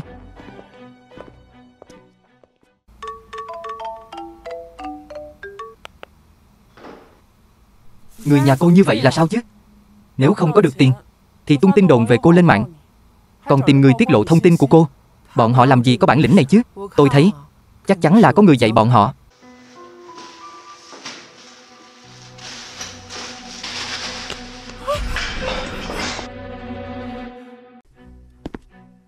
Người đàn bà đê tiện này, muốn tiền thì thôi đi, lại còn dám tung tin lên mạng. Đúng đấy, chỉ là một bàn tay giả cũng dọa người ta sợ mất hồn rồi. Tâm nhi của chúng ta chỉ là một cô gái, sao có thể chịu được chuyện như vậy? Ông à, ông mau nghĩ cách gì đi chứ. Tôi thấy theo tình hình này, chỉ có thể xác nhận Tâm nhi đã trở về. Con không đồng ý. Tâm nhi à, thông tin của con đều bị lộ hết rồi. Bây giờ họ gửi cho con một cánh tay giả, mấy ngày nữa không chừng. Mẹ cũng không dám nghĩ đến. Nếu như bây giờ tùy tiện xác nhận về con, Vậy chẳng phải sẽ khiến họ còn lộng hành hơn sao? Tâm nhi nói cũng có lý. Giao cho con đi, chuyện của bản thân con sẽ xử lý thật tốt. Trong thẻ này có 200.000 tệ, là toàn bộ số tiền từ trước đến nay tôi tích góp được. Đổi lại tôi sẽ cắt đứt mối quan hệ gia đình với hai người. Làm sao có thể rẻ như vậy được? Dễ nói thôi mà. Chỉ cần có được tiền, chúng ta không liên quan gì đến nhau. Chờ một chút.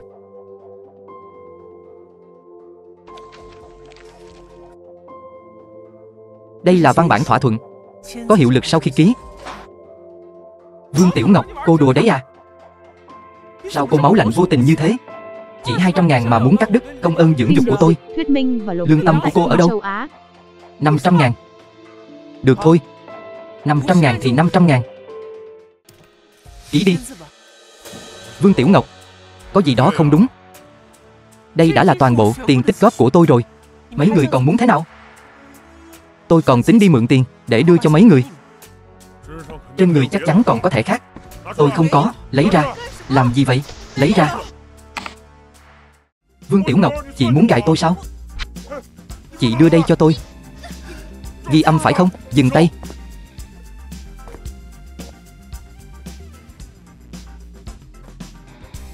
Xin lỗi, anh đến muộn rồi. Không sao, đây là bằng chứng họ đã đánh em. Em đã có bằng chứng rồi. Nếu như vậy, sau này cho dù họ muốn gây áp lực cho em cũng không sợ nữa. Sao em lấy bản thân ra liều vậy chứ? Đúng là ngốc nghếch mà. Lôi tên hèn hạ này ra đánh gãy chân cho tôi, đưa đến bệnh viện chăm sóc thật kỹ lưỡng. Vết thương lành rồi thì tiếp tục đánh.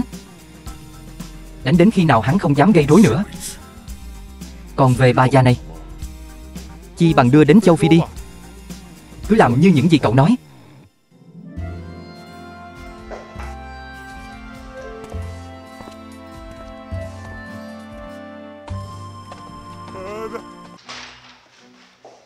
Cao Thanh Tùng,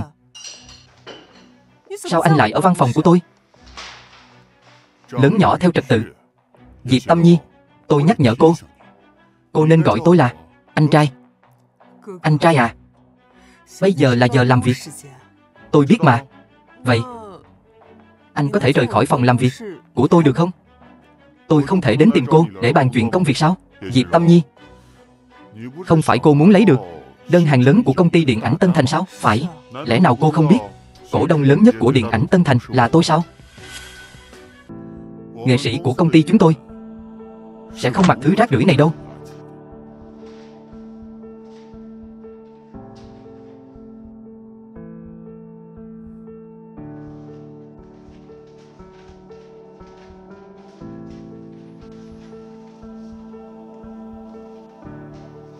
Cô không tức giận sao? Anh trai, thật ra anh nên nói cho tôi biết nghệ sĩ của công ty các anh thích những mẫu thiết kế gì chứ. Nếu cô đã mở lời, vậy anh trai đây sẽ dạy cô thật tốt.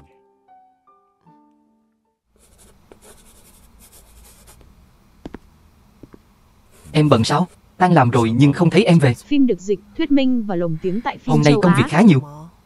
Hay là anh về trước đi. Đừng đợi em nữa. Đúng lúc. Anh có một số việc cũng chưa xong. Anh sẽ tăng ca cùng em.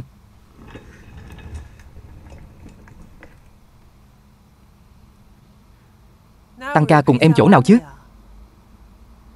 Đây không phải là đang cùng em sao? Tăng ca cùng em rất vui. Chờ em làm xong, anh sẽ dắt em đi ăn đồ ngon. Được.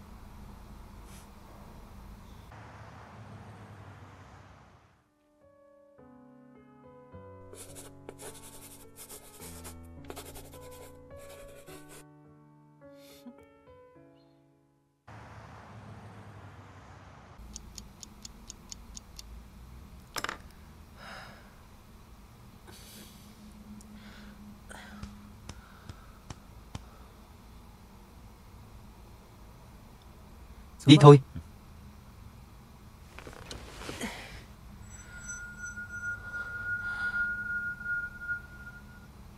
Tâm Nhi. Tâm Nhi à?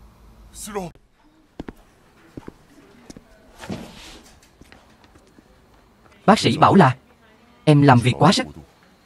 Sau này đừng có tăng ca thâu đêm nữa. Chẳng phải khoảng thời gian này khá gấp, công việc lại quan trọng nữa. Công việc nào đáng để em liều mạng đến vậy? Có phải công ty nào đó lại gây khó dễ cho em phải không?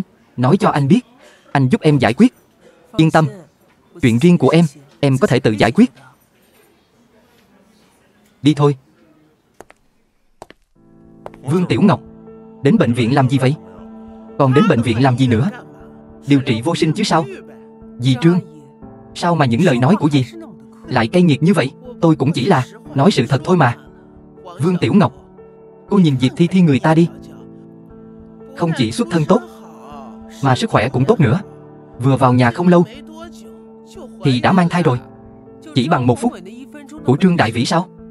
Thi Thi à, để cô chịu ấm ức rồi. Vương Tiểu Ngọc, cô không muốn sống nữa sao? Người đàn bà không biết xấu hổ, những lời bẩn thỉu như vậy mà cô cũng dám nói ra, còn vu khống cho con trai tôi nữa. Cô mới là con gà mái già, không biết đẻ trứng đấy. Phải đó, tôi không biết đẻ trứng. Vậy chỉ cần Thi Thi đẻ trứng là được rồi phải không? Cô Diệp này, đừng bắt tôi ra tay với phụ nữ. Lâm tổng, anh đừng để bị con tiện nhân Vương Tiểu Ngọc này lừa. Mặc dù cô ta có khả năng quyến rũ, nhưng cũng không che giấu chuyện cô ta không thể nối dõi tông đường được đâu. Sự thật đó, Lâm Nam, tôi biết anh có tiền, nhưng tôi nói cho anh biết, tiền không phải là vạn năng. Đúng đấy, có tiền thì muốn sao cũng được cả. Cưới loại phụ nữ như Vương Tiểu Ngọc vào nhà thì gia tộc các người sớm muộn gì cũng tuyệt tử tuyệt tôn thôi. Tôi thật sự không muốn đánh phụ nữ, nhưng nếu tôi không ra tay thì tôi không thể bảo vệ được người phụ nữ của mình rồi. Anh, sao cậu dám đánh người? Anh,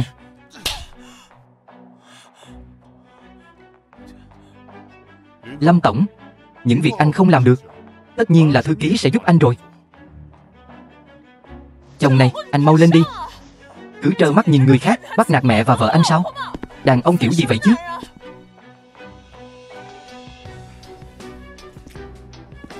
Chúng ta không làm lại đâu. Anh đúng là vô dụng. Ôi trời ơi, mau tới xem này. Mấy người trẻ tuổi không có đạo đức này lại đi bắt nạt người già yếu. Đánh người rồi. Đánh tôi tới nỗi gãy xương rồi. Mẹ à, đừng làm loạn nữa. Họ không phải là người bình thường. Lát nữa sẽ đánh chúng ta gãy xương thật đấy. Mau đứng lên. Lâm Nam, tôi nói cho anh biết, hôm nay là ngày đại hỷ của Trương gia chúng tôi. Tôi không muốn nói nhiều với các người. Vợ ơi, mẹ ơi, chúng ta đi. Đi thôi.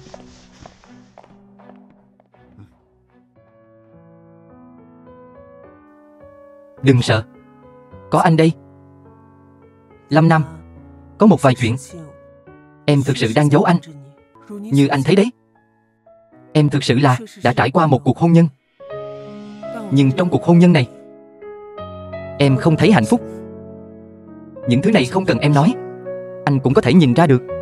Anh cũng biết, trước khi em trở về Diệp gia, đã chịu không biết bao nhiêu khổ sở ở Trương gia và Vương gia rồi. Em và Trương Đại Vĩ đã kết hôn được 3 năm, nhưng không thể có nổi một đứa con. Có lẽ anh ta nói đúng. Em vốn dĩ không thể sinh con, nhưng em cảm thấy chuyện này anh cần phải biết. Nếu như anh để tâm, anh có thể đi ngay bây giờ. Em sẽ không trách anh. Nghĩ gì vậy chứ? Bây giờ anh có thời gian là 3 giây. 1 2 3.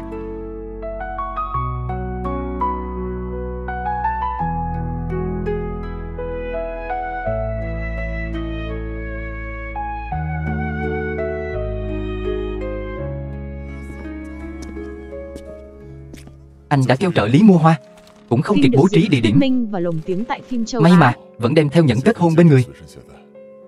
Cho nên lễ cầu hôn chỉ đơn giản vậy thôi.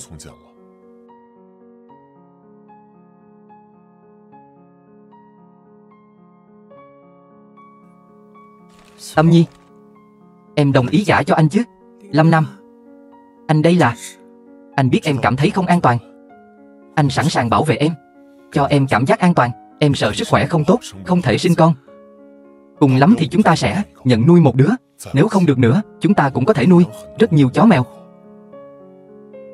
Vậy anh sẽ không thấy hối hận đúng không? Không cưới được em mới là điều khiến anh hối hận nhất trong đời này. Tâm Nhi, anh thật sự yêu em. Anh nguyện cả đời này sẽ sống cùng em. Anh nguyện cùng em sống đến đầu bạc răng long. Vì vậy, em bằng lòng gả cho anh chứ?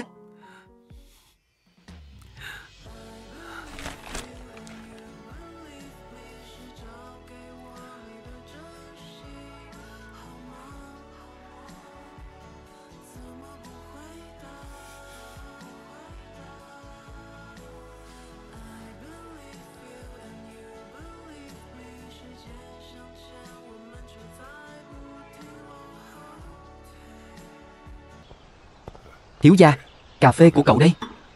Diệp Tâm Nhi đâu? Thưa thiếu gia, đại tiểu thư đã đi làm lúc sáng sớm rồi. Nghe chú nói vậy, em ấy vẫn còn rất siêng năng đấy. Đại tiểu thư luôn luôn tận tâm làm việc. Đồng nghiệp của công ty cũng rất nể trọng cô ấy. Cô ấy đúng là người thừa kế hoàn hảo. Tài năng thiết kế của cô ấy, một khi được tạo thành sản phẩm thì luôn trong tình trạng thiếu hàng để bán. Nghe chú nói như vậy, vừa có năng lực lại vừa thông minh, còn có Lâm Nam làm chỗ dựa. Sau này sản nghiệp của gia đình đều do em ấy thừa kế rồi. Thiếu gia, cậu đây là có ý gì thế? Em ấy có bao nhiêu ưu điểm tôi không quan tâm. Tôi chỉ muốn biết là trong lòng Diệp quản gia, em ấy có bao nhiêu khuyết điểm. Lão Cao, cậu xem bản thiết kế này của công ty chúng tôi đi. Đây là bản thiết kế đẹp nhất. Xem. Lần trước có nói với cậu về việc làm đại diện cho thương hiệu thời trang. Cậu suy nghĩ thế nào rồi? Tôi sẽ suy nghĩ thêm. Còn suy nghĩ gì nữa? Tôi sẽ không bạc đãi cậu đâu. Bạn học cũ à? Nếu cậu ký hợp đồng làm đại diện cho công ty chúng tôi, cậu muốn điều kiện gì, cậu cứ việc nói. Phí đại diện chỉ là chuyện nhỏ. Có một công ty nọ cũng ra điều kiện rất hấp dẫn. Tôi hẹn cô ấy hôm nay gặp mặt. Công ty họ trả bao nhiêu? Tôi trả gấp đôi cho cậu. Như vậy có phải là xong rồi không? Nói Tào Tháo liền đến. Họ đến rồi kìa. Cao Thanh Tùng, cậu đùa tôi à? Em gái ngoan à? Em sắp kết hôn rồi. Anh tặng em một món quà lớn. Cao Thanh Tùng, anh đùa em à? Đúng vậy, Cao Thanh Tùng. Cậu gọi cô ấy đến đây làm gì? Được rồi, Thanh Tùng, đừng có giả vờ bí ẩn nữa. Anh cứ nói sự thật với Tâm Nhi đi. Những cái này đều là bản thảo cũ của công ty cậu ấy. Trong thời gian qua, cậu ấy đã chiếm đoạt các bản thảo cũ của em, ăn cắp thiết kế của em. Cặn bã, cậu lừa tôi à? Cậu làm hại người thân của tôi. Tôi giúp họ xử lý cậu thì đã làm sao chứ? Cậu có thể làm gì tôi? Đợi đã. Cái này rốt cuộc là sao? Ước mơ của tên nhóc này là trở thành ngôi sao quốc tế. Sợ nhất chính là thừa kế gia sản. Đụng phải một cô gái dám nghĩ dám làm như em. Anh ấy chắc chắn phải vì em dọn sạch mọi trở ngại rồi. Thấy thế nào, Tâm Nhi? Món quà anh tặng, em có hài lòng không? Hài lòng. Rất hài lòng. Thanh Tùng, quà cưới của Tiểu Nhi có rồi. Còn của tôi đâu? Tôi biết rồi. Ba người các người cấu kết lại bắt nạt tôi phải không? Tôi Trương Đại Vĩ, thời tiết lạnh rồi. Đã đến lúc cậu phải phá sản rồi.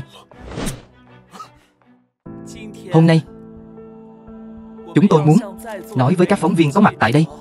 Xin phép được giới thiệu một cách trang trọng. Đây chính là con gái của chúng tôi, bị bắt cóc hơn 20 năm trước, Diệp Tâm Nhi. Chào mọi người. Tôi là Diệp Tâm Nhi, Diệp phu nhân. Gần đây có tin đồn rằng công ty Diệp Thị xuất hiện vấn đề tranh chấp người thừa kế. Xin hỏi điều đó có chính xác không? Đúng vậy, xin hãy trả lời. Tùng và Tâm Nhi tình cảm rất tốt, cho nên không có vấn đề tranh giành quyền thừa kế. Vậy nên người thừa kế tập đoàn Diệp Thị sẽ chỉ là Tâm Nhi. Ông Diệp, nghe nói tập đoàn Diệp Thị sớm đã tìm được cô Tâm Nhi rồi. Tại sao lại công bố việc nhận lại người thân vào thời điểm này? Còn bé Tâm Nhi này không thích phô trương. Nếu không phải vì ngày cưới sắp đến, Tâm Nhi vốn dĩ cũng không muốn công khai danh tính ra ngoài. Ông Diệp này có thể tiết lộ một chút chồng sắp cưới của cô Tâm Nhi là ai không? Tỷ phú ở Long Thành thuộc tỉnh lân cận, Lâm Nam, Lâm công tử. Giống với Tâm Nhi, đều là những người trẻ tuổi đầy triển vọng. Diệp tiểu thư và Lâm thiếu gia là tự do yêu đương đúng không? Hay là hôn nhân gia đình? Tôi sẽ trả lời câu hỏi này. Đúng là tàn nhẫn. Nhận lại gia đình giàu có, liền đối xử tệ bạc với ba mẹ nuôi. Diệp Tâm Nhi, đều là do cô cướp đi cuộc sống của tôi. Đáng ra tôi mới là cô tiểu thư gia đình giàu có. Vương Thiên Sơn, hợp tác đi. Diệp Thi Thi, hợp tác vui vẻ. Cờ bạc nợ 5 triệu. Nếu hôm nay cậu không lấy lại được thì đừng giữ được hai cánh tay nữa. Đại ca, anh thả tôi ra đi. Tôi nhất định sẽ đưa anh tiền. Nhất định sẽ đưa anh mà. Anh Lâm Nam, xin hỏi anh, bất kể nghèo hèn hay giàu có, mạnh khỏe hay bệnh tật, thì anh có bằng lòng lấy cô Diệp Tâm Nhi, yêu thương cô ấy, bảo vệ cô ấy cả đời không? Tôi bằng lòng. Cô Diệp Tâm Nhi, xin hỏi cô, bất kể nghèo hèn hay giàu có, mạnh khỏe hay bệnh tật, cô đều bằng lòng gả cho anh Lâm Nam, yêu thương anh ấy, tôn trọng anh ấy cả đời chứ? Tôi bằng lòng. Cô dâu chú rể bây giờ có thể trao nhẫn cho nhau.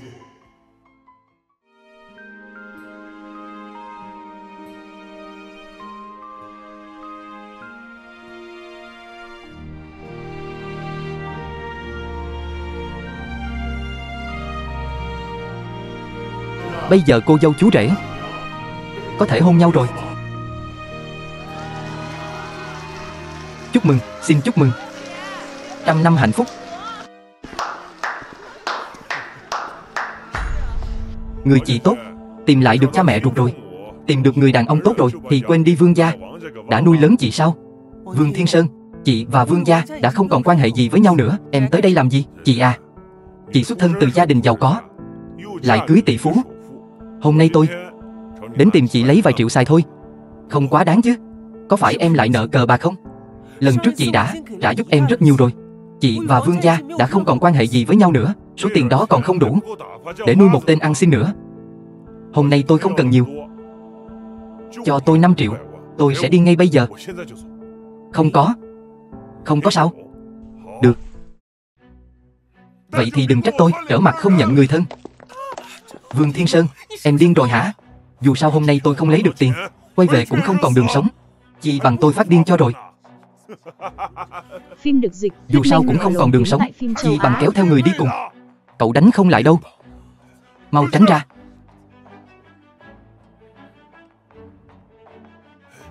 Tiền. Tôi muốn tiền. Hôm nay không cho tôi tiền, tôi sẽ tự kết liễu cho các người xem, khiến cho các người cả đời gặp ác mộng. Hiên Sơn, em bình tĩnh lại đi. Không phải em chỉ muốn tiền thôi sao? Chị nói với em này, anh rể em có tiền, anh ấy nhất định sẽ đưa tiền cho em. Em bình tĩnh một chút được không? Thật không? Nhưng tôi muốn 5 triệu đấy nhé. Chỉ là chút tiền thôi mà, không đến mức phải nuốt lời đâu.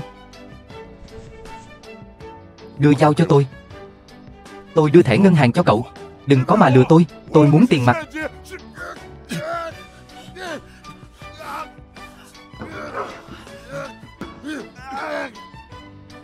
Tâm Nhi, mau gọi bác sĩ đi.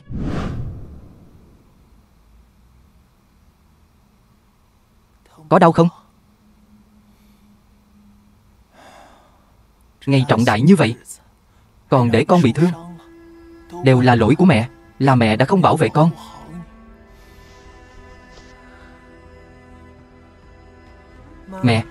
Mẹ đừng nói vậy. Chuyện này không liên quan gì đến mẹ cả. Là mẹ đã không tăng cường an ninh trước. Có mẹ ở bên cạnh là sự bảo vệ tốt nhất với con rồi.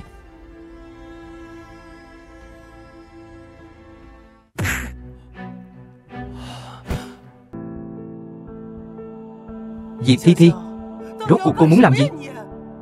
Diệp Tâm Nhi, hôm nay là ngày trọng đại của cô. Tất nhiên là tôi đến để chúc mừng cô rồi. Các người muốn làm gì? Các người làm gì vậy?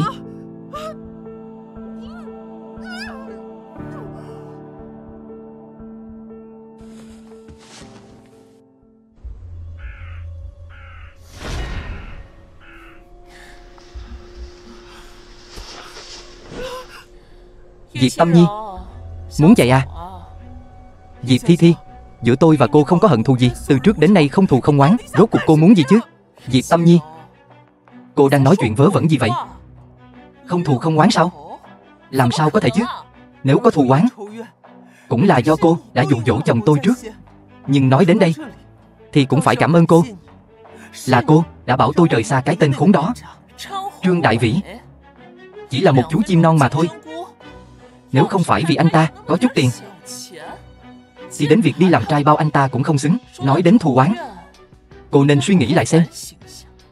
Dựa vào đâu cô lấy đi cuộc sống của tôi chứ? Cô đang nói cái quái gì thế? Tôi xinh đẹp như vậy, lẽ ra số phận của tôi chính là một thiên kim tiểu thư. Dựa vào đâu? Dựa vào đâu mà một đứa con rơi như cô lại là một thiên kim tiểu thư chứ? Còn tôi chỉ là con gái của một bảo mẫu thôi. Cô đúng là điên rồi. Điên rồi sao? Đúng vậy, tôi điên rồi. Tôi cũng muốn cho cô nếm thử cuộc đời mà tôi đã trải qua đã đau khổ như thế nào. Cô muốn gì? Đừng làm bậy đó. Anh yêu à, hôm nay cứ để cho anh em của anh thưởng thức cho đã đi. Người đẹp, yên tâm, hôm nay các ông đây đảm bảo sẽ phục vụ cô thật tốt. Các người muốn làm gì? Đừng qua đây, cứu tôi với. Buông tôi ra.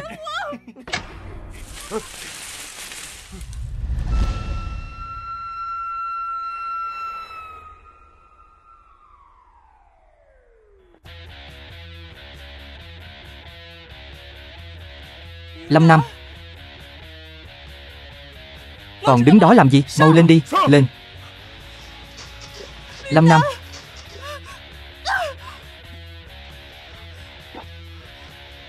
Phim được dịch, thuyết minh và lồng tiếng tại phim châu Á.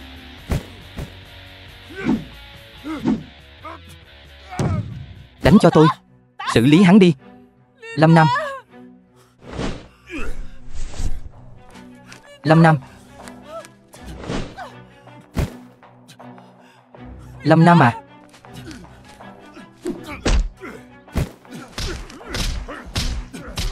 Lâm Nam. Đừng đánh nữa. Đánh nữa, hắn không còn mạng về đâu. Đi. Lâm Nam. Lâm Nam à, anh không sao chứ? Tâm Nhi. Xin lỗi. Anh đến muộn rồi. Lâm Nam, anh từng nói sẽ bảo vệ cho em thật tốt. Lâm Nam. Lâm Nam, anh tỉnh lại đi mà. Lâm Nam. Đi. Em đưa anh về nhà. Em sẽ đưa anh về nhà. Anh tỉnh rồi. Tại sao em lại khóc? Không có. Chỉ là em nghĩ đến bộ dạng ngày hôm qua của anh. Em bị dọa muốn ngất đi. Anh có biết không? Ngốc quá. Chúng ta chẳng phải vừa mới hứa với nhau sao? Phải bảo vệ nhau cả đời này mà. Vì vậy em yên tâm. Anh sẽ không sao cả. Càng không để em gặp chuyện. Anh nói rồi đó nhé. Anh hứa đi.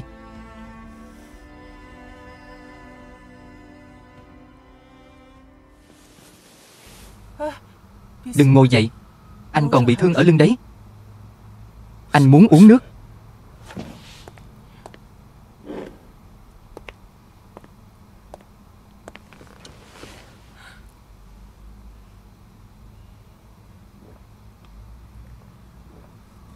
Anh đấy.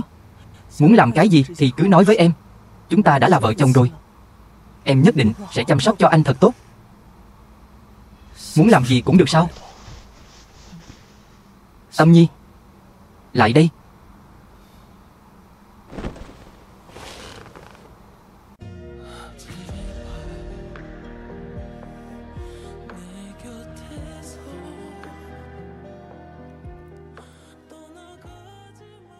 Tâm Nhi. Lên đây đi. Anh nói cái gì thế? Kết tóc làm vợ chồng. Làm những gì vợ chồng chúng ta cần phải làm đi. Đừng có quậy. Đây. Đây là bệnh viện đấy. Anh bị thương ở lưng. Đau lắm. Em lên đây được không? Phim được dịch, thuyết minh và lồng tiếng tại phim châu Á.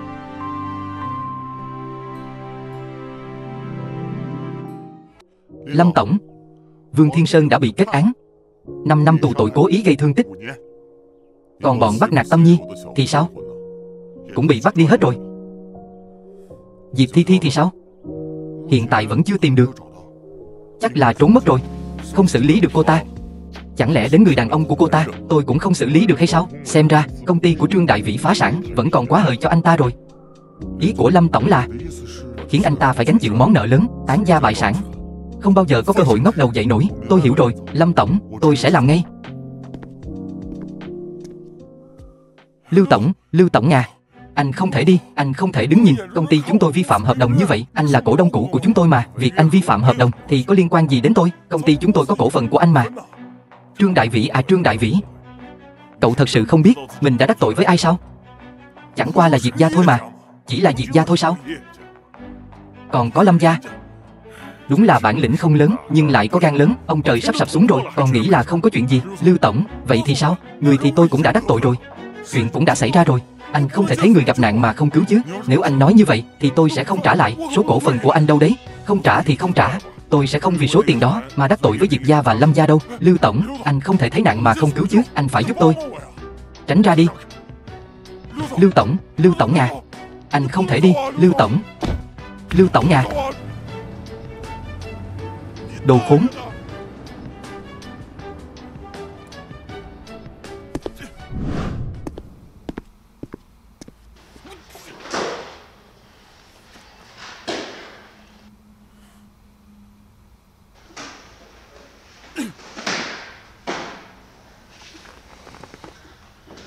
Anh nổi giận cái gì chứ? Phiền thật đấy. Diệp Thi Thi, Có phải tôi nể mặt cô quá rồi không? Cô muốn kiếm chuyện đúng không? Nếu không phải cô gây cho tôi nhiều chuyện như vậy thì tôi đâu cần nổi nóng như thế. Chồng à, anh xem, gần đây trong nhà hết trái cây rồi. Em muốn ăn dâu tây. Hay là anh mua dâu tây cho em đi. Cô muốn ăn dâu tây? Cô vẫn còn muốn ăn dâu tây sao? Tôi thấy cô trông giống dâu tây rồi đấy. Trương Đại Vĩ, anh dám đánh tôi? Tôi đánh cô đấy. Cái đồ lừa đảo. Con trai, đừng đánh nữa.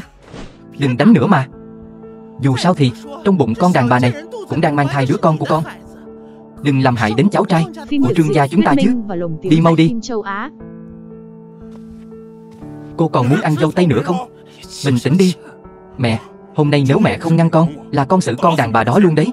Nếu không phải cô ta lừa con, nói cô ta là thiên kim tiểu thư Diệt gia, còn bắt cóc Diệt Tâm Nhi, thì công ty con có thể phá sản sao? Con còn mắc một đống nợ nữa. Ai biết cô ta xinh đẹp, ngoan ngoãn, nhưng lại là kẻ giả mạo chứ. Diệp Tâm Nhi đó, Vương Tiểu Ngọc chứ. Diệp Tâm Nhi là Diệp Tâm Nhi. Được rồi, Diệp Tâm Nhi là Diệp Tâm Nhi. Hai đứa cũng từng là vợ chồng. Con nghĩ có thể nào gương vỡ lại lành không?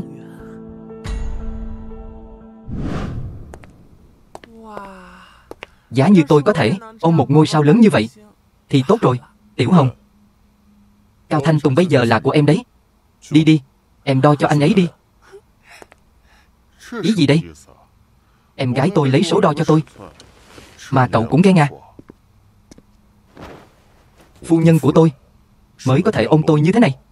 Những người khác, kể cả anh trai cũng không được. Phu nhân thì đã sao? Tâm Nhi là người thân của tôi mà. Tôi còn là khách quen của em ấy nữa. Tôi là đại diện thương hiệu của em ấy. Đủ rồi đấy. Hai người các anh có ấu trĩ quá không vậy? Cao Thanh Tùng, anh đừng quên, tôi là ông chủ của anh, cổ đông lớn nhất của công ty điện ảnh Tân Thành đấy. Coi như cậu thắng. Tâm Nhi, một tay ngôi sao, một tay chủ tịch. Số của cô cũng tốt thật đấy.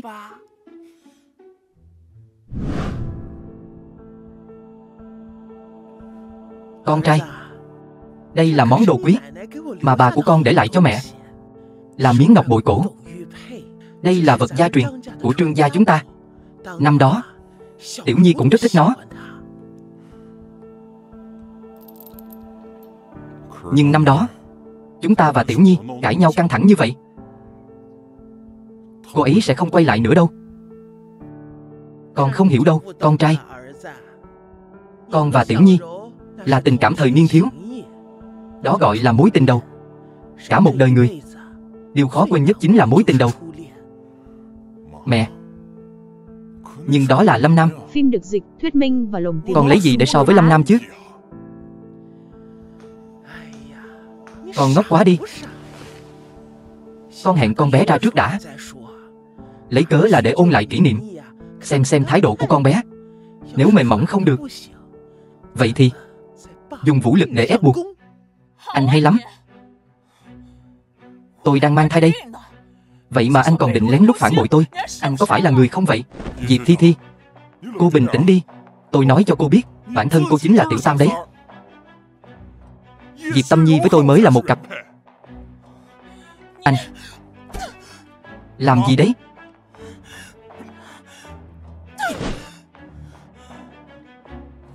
Được, anh không quan tâm đến tôi phải không? Vậy thì anh hãy quan tâm đứa cháu của Trương gia nằm trong bụng tôi đi. Tôi nói cho anh biết, nếu anh dám đi tìm Diệp Tâm Nhi thì tôi sẽ tự kết liễu cho anh xem. Nhân tiện, tôi muốn thông báo với mọi người một tin vui. Để chúc mừng đám cưới của tôi và Tâm Nhi, sau này các trang phục cao cấp của các nghệ sĩ dưới sự quản lý của công ty điện ảnh Tân Thành, tất cả đều sẽ do tập đoàn Diệp Thị phụ trách. Tốt quá rồi. Để chúc mừng bộ phận trang phục của tập đoàn Diệp Thị nhận được đơn hàng lớn này. Tối nay, tôi quyết định mời mọi người ăn tối ở khách sạn Hoàng gia. Tôi sẽ trả tiền. Tốt quá, tuyệt vời quá. Khách sạn Hoàng gia, chỗ đó không phải nổi tiếng là đắt đỏ sao? Sợ gì chứ, dù sao thì cũng là tài sản của Diệp gia mà. Phu nhân đã cho mọi người phúc lợi như vậy rồi. Vậy tôi cho gì thì được đấy. Chi bằng để tôi bảo công ty điện ảnh Tân Thành gọi hết nghệ sĩ qua đây, cùng mọi người vui chơi. Được, tốt quá.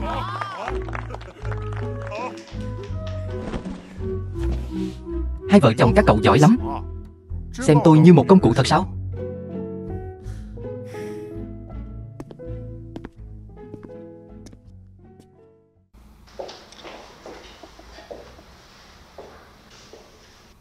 Vợ à, anh đã giúp em một việc lớn như vậy. Em định báo đáp anh thế nào đây? Làm gì có ai giúp đỡ người khác một chút mà đòi được báo đáp chứ? Đồng nghiệp công ty đều có phúc lợi rồi, anh không biết đâu. Anh cũng muốn có. Đồ lưu manh. Đúng là anh muốn giở trò lưu manh với em đấy.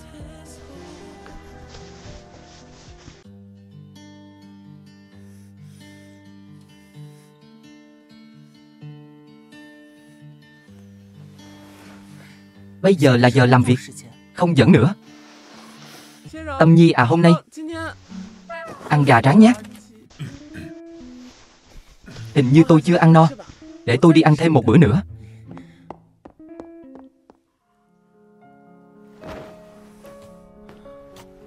Nhân viên của em rất hiểu chuyện. So với tên nhóc Cao Thanh Tùng thì họ hiểu chuyện hơn nhiều. Giờ làm việc chú ý hình tượng đi. Anh sẽ cố gắng.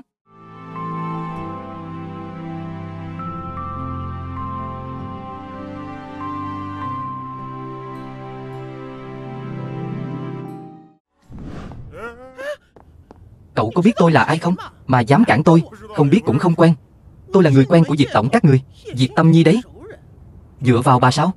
Mỗi ngày đều có rất nhiều người đến gặp Diệp tổng của chúng tôi. Ai cũng nói là người quen Diệp tổng. Đi mau đi, cút đi. Cái đồ chó canh cửa này, dám xem thường người khác hả? Phim được dịch, thuyết Cậu minh làm gì và vậy? lồng tiếng tại phim Đi châu đi, Á. mau cút đi. Để cho tôi vào trong. Để tôi vào trong, làm cái gì vậy? Đi ra đi.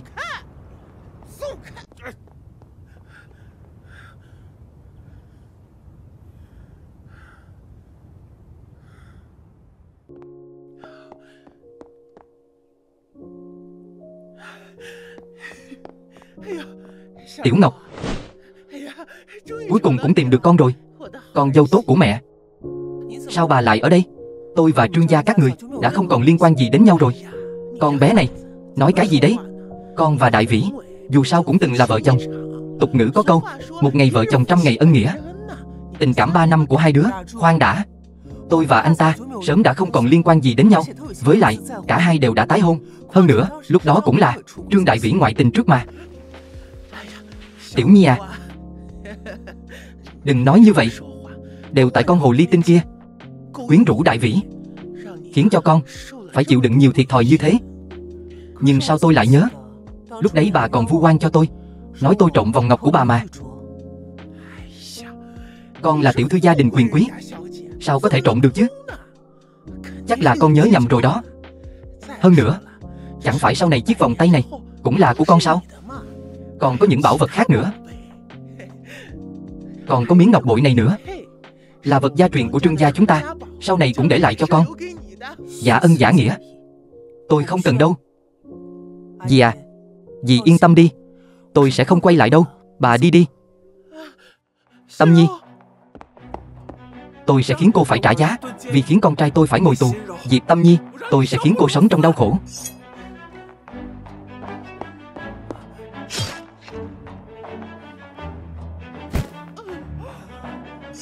Tâm Nhi,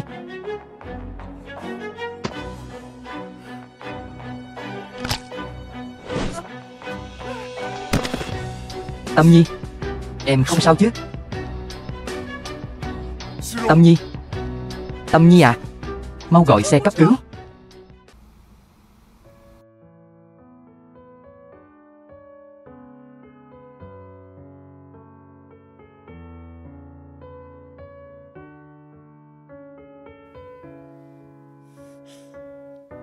Tỉnh rồi hả?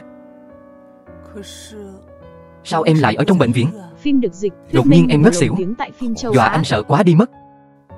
Cũng may, sau khi bác sĩ kiểm tra, nói không có gì nghiêm trọng cả, chỉ là bị hoảng sợ quá mức.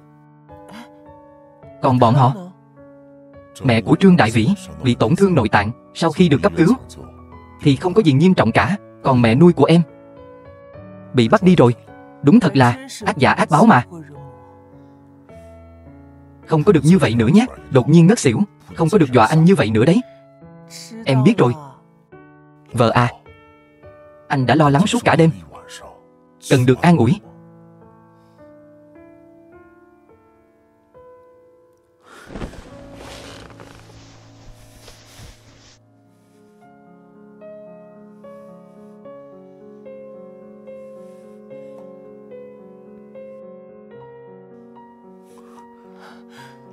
Thôi nào, đây là bệnh viện đó. Anh ôm một chút thôi.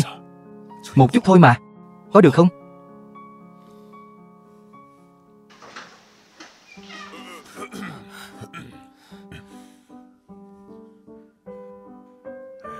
Trẻ tuổi đúng là rất tốt, nhưng cũng phải biết kiềm chế. Đặc biệt là trong 3 tháng đầu. Cô nhất định phải giữ gìn sức khỏe cho thật tốt. Hiểu rồi. Diệp Tâm Nhi có thể làm thủ tục xuất viện rồi. Cảm ơn bác sĩ.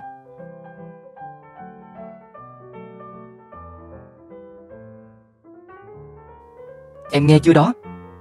Bác sĩ bảo em phải nghỉ ngơi thật tốt. 3 tháng đầu sao? Chẳng lẽ...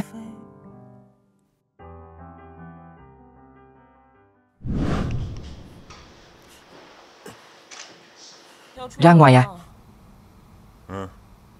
Đi đâu đấy? Thăm mẹ tôi.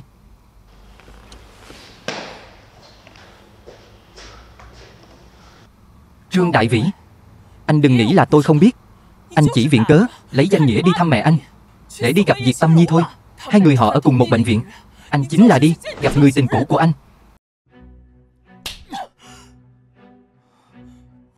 Diệp Thi Thi, tôi nhịn cô hơi lâu rồi đấy. Tôi không quan tâm. Dù sao tôi cũng không đồng ý anh đi gặp người tình cũ của anh. Tránh ra. Diệp Thi Thi, cô tỉnh táo lại đi. Bản thân cô là người thứ ba. Bản thân cô là hồ ly tinh. Tôi và Diệp Tâm Nhi mới là một đôi. Tôi không cho anh đi. Tôi không cho phép. Cô đừng tưởng mình đang mang thai thì tôi không dám đánh cô nhé. Trương Đại Vĩ, quá hạn không trả tiền, cậu cũng gan lắm. Đại ca, cho tôi thêm chút thời gian đi. Tôi nhất định sẽ tìm cách. Ngôi nhà trông cũng đẹp đấy. Lấy để trả nợ đi.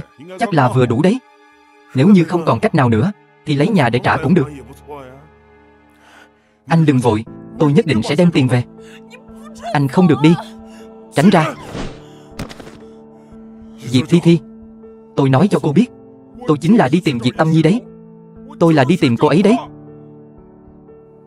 Tôi không tìm cô ấy thì cô có 20 triệu để đưa cho tôi không?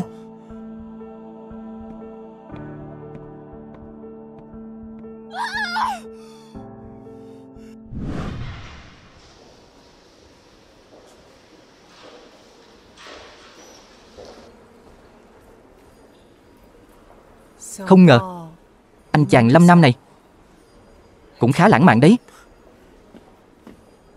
Tâm Nhi, Phim được dịch, thuyết minh và lồng tiếng tại phim châu Á. em còn nhớ không? Trước đây anh cũng tỏ tình với em như vậy đấy. Trương Đại Vĩ, anh đang làm cái trò gì vậy? Tâm Nhi, chúng ta là mối tình đầu. Trong cuộc hôn nhân của chúng ta, anh đã phạm phải sai lầm mà bất kỳ người đàn ông nào cũng mắc phải. Nhưng mà anh hy vọng em có thể tha thứ cho anh. Bảo vệ, có bảo vệ không? Tâm Nhi, bây giờ em không chấp nhận lời xin lỗi của anh cũng không sao. Anh hát cho em nghe nhé. Hát xong anh sẽ đi.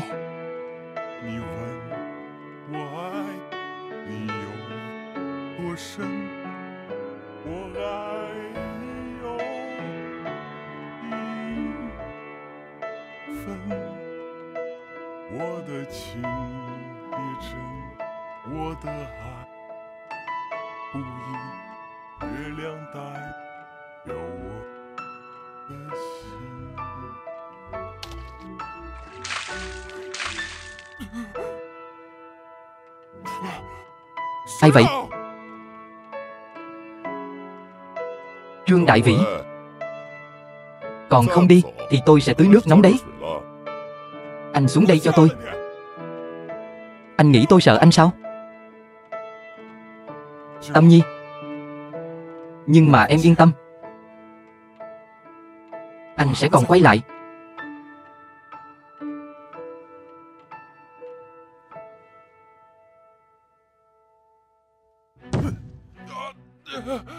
Trương Đại Vĩ, tôi đã cho cậu đủ thời gian rồi.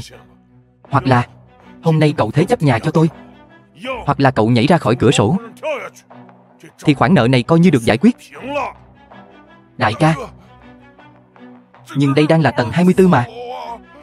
3 2, nhà cho anh đấy. Tôi ký mà.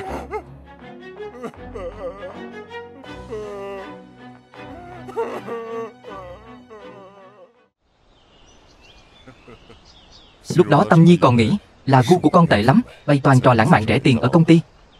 Không ngờ là trò tầm phào của Trương Đại Vĩ. Tên Trương Đại Vĩ này đúng thật là không biết xấu hổ. Mẹ nói không sai, hắn còn hát cho Tâm Nhi nghe nữa. Con sẽ hát cho mọi người nghe thử. Thôi được rồi, càng nói em càng thấy tẩm này. Cứ để anh nói cho ba mẹ nghe.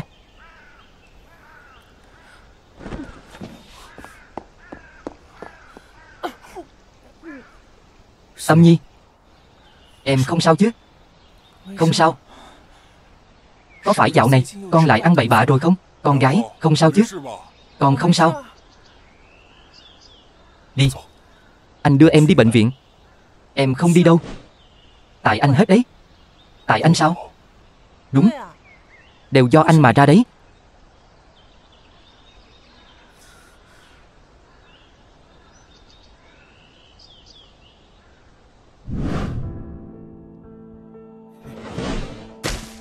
Trương Đại Vĩ, giao căn nhà cho bọn này, nợ nần của chúng ta xem như xong.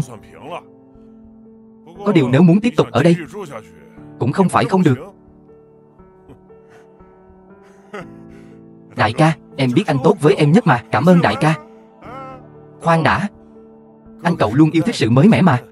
Nhìn cậu thế này, vợ cậu mà có đi theo cậu cũng không sung sướng gì. Để cô ấy lại cho bọn anh đi. Anh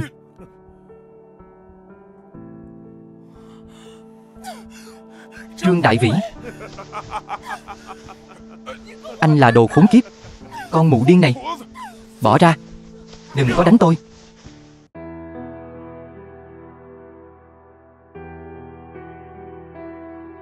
Tội nghiệp quá, mang thai to thế này rồi còn phải ra ngoài xin ăn nữa.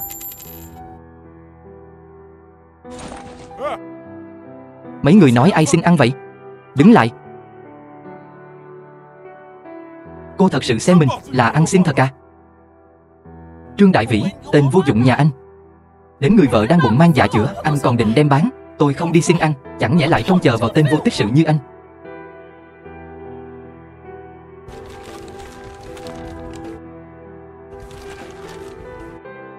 Cho anh đi. Đưa cho anh. Trả cho tôi. Trương Đại Vĩ, trả đây.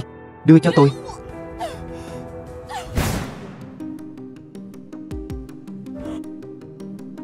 Diệp Thi Thi, đừng giả vờ nữa.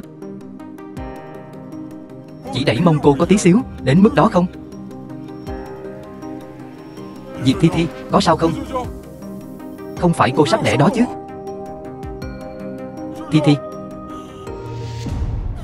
Thi Thi ơi, cố gắng lên.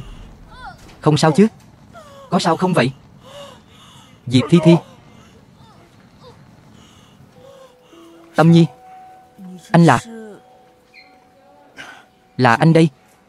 Trương Đại Vĩ, sao anh thành ra thế này rồi? Đúng là gieo gió gặp bão.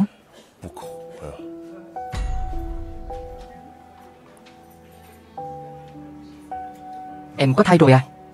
5 tháng rồi.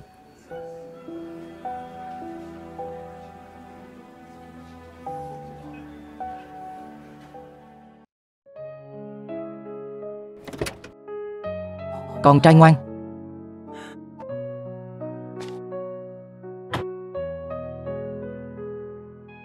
Chồng ơi anh nhìn này, em sinh cho anh một đứa con trai này. Diệp Thi Thi, đứa bé này là của tôi sao? Chồng, anh nói điên khùng gì vậy? Đứa bé này mà không phải của anh, vậy chẳng lẽ nó là con hoang? Diệp Tâm Nhi có thai rồi.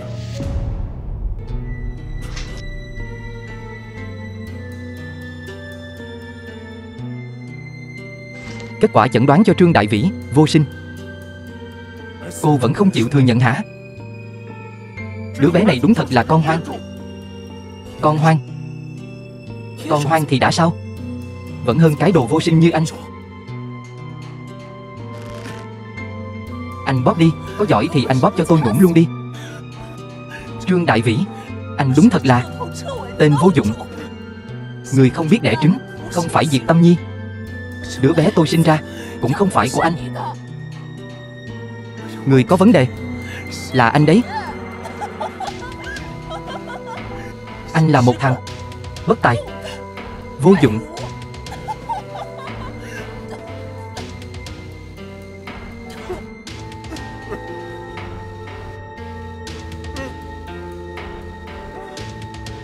Trương Đại Vĩ, nếu không phải anh xung phong, người bây giờ đổ vỏ cũng không đến lượt anh làm đâu. Thứ cặn bã như anh xứng đáng bị cả đời cô độc, không con không cháu. Đổ vỏ thì đổ vỏ, không thể để người khác biết là Trương Đại Vĩ tôi vô sinh được. Đưa đứa bé đây. Trả đứa bé lại cho tôi. Trả con cho tôi. Trương Đại Vĩ.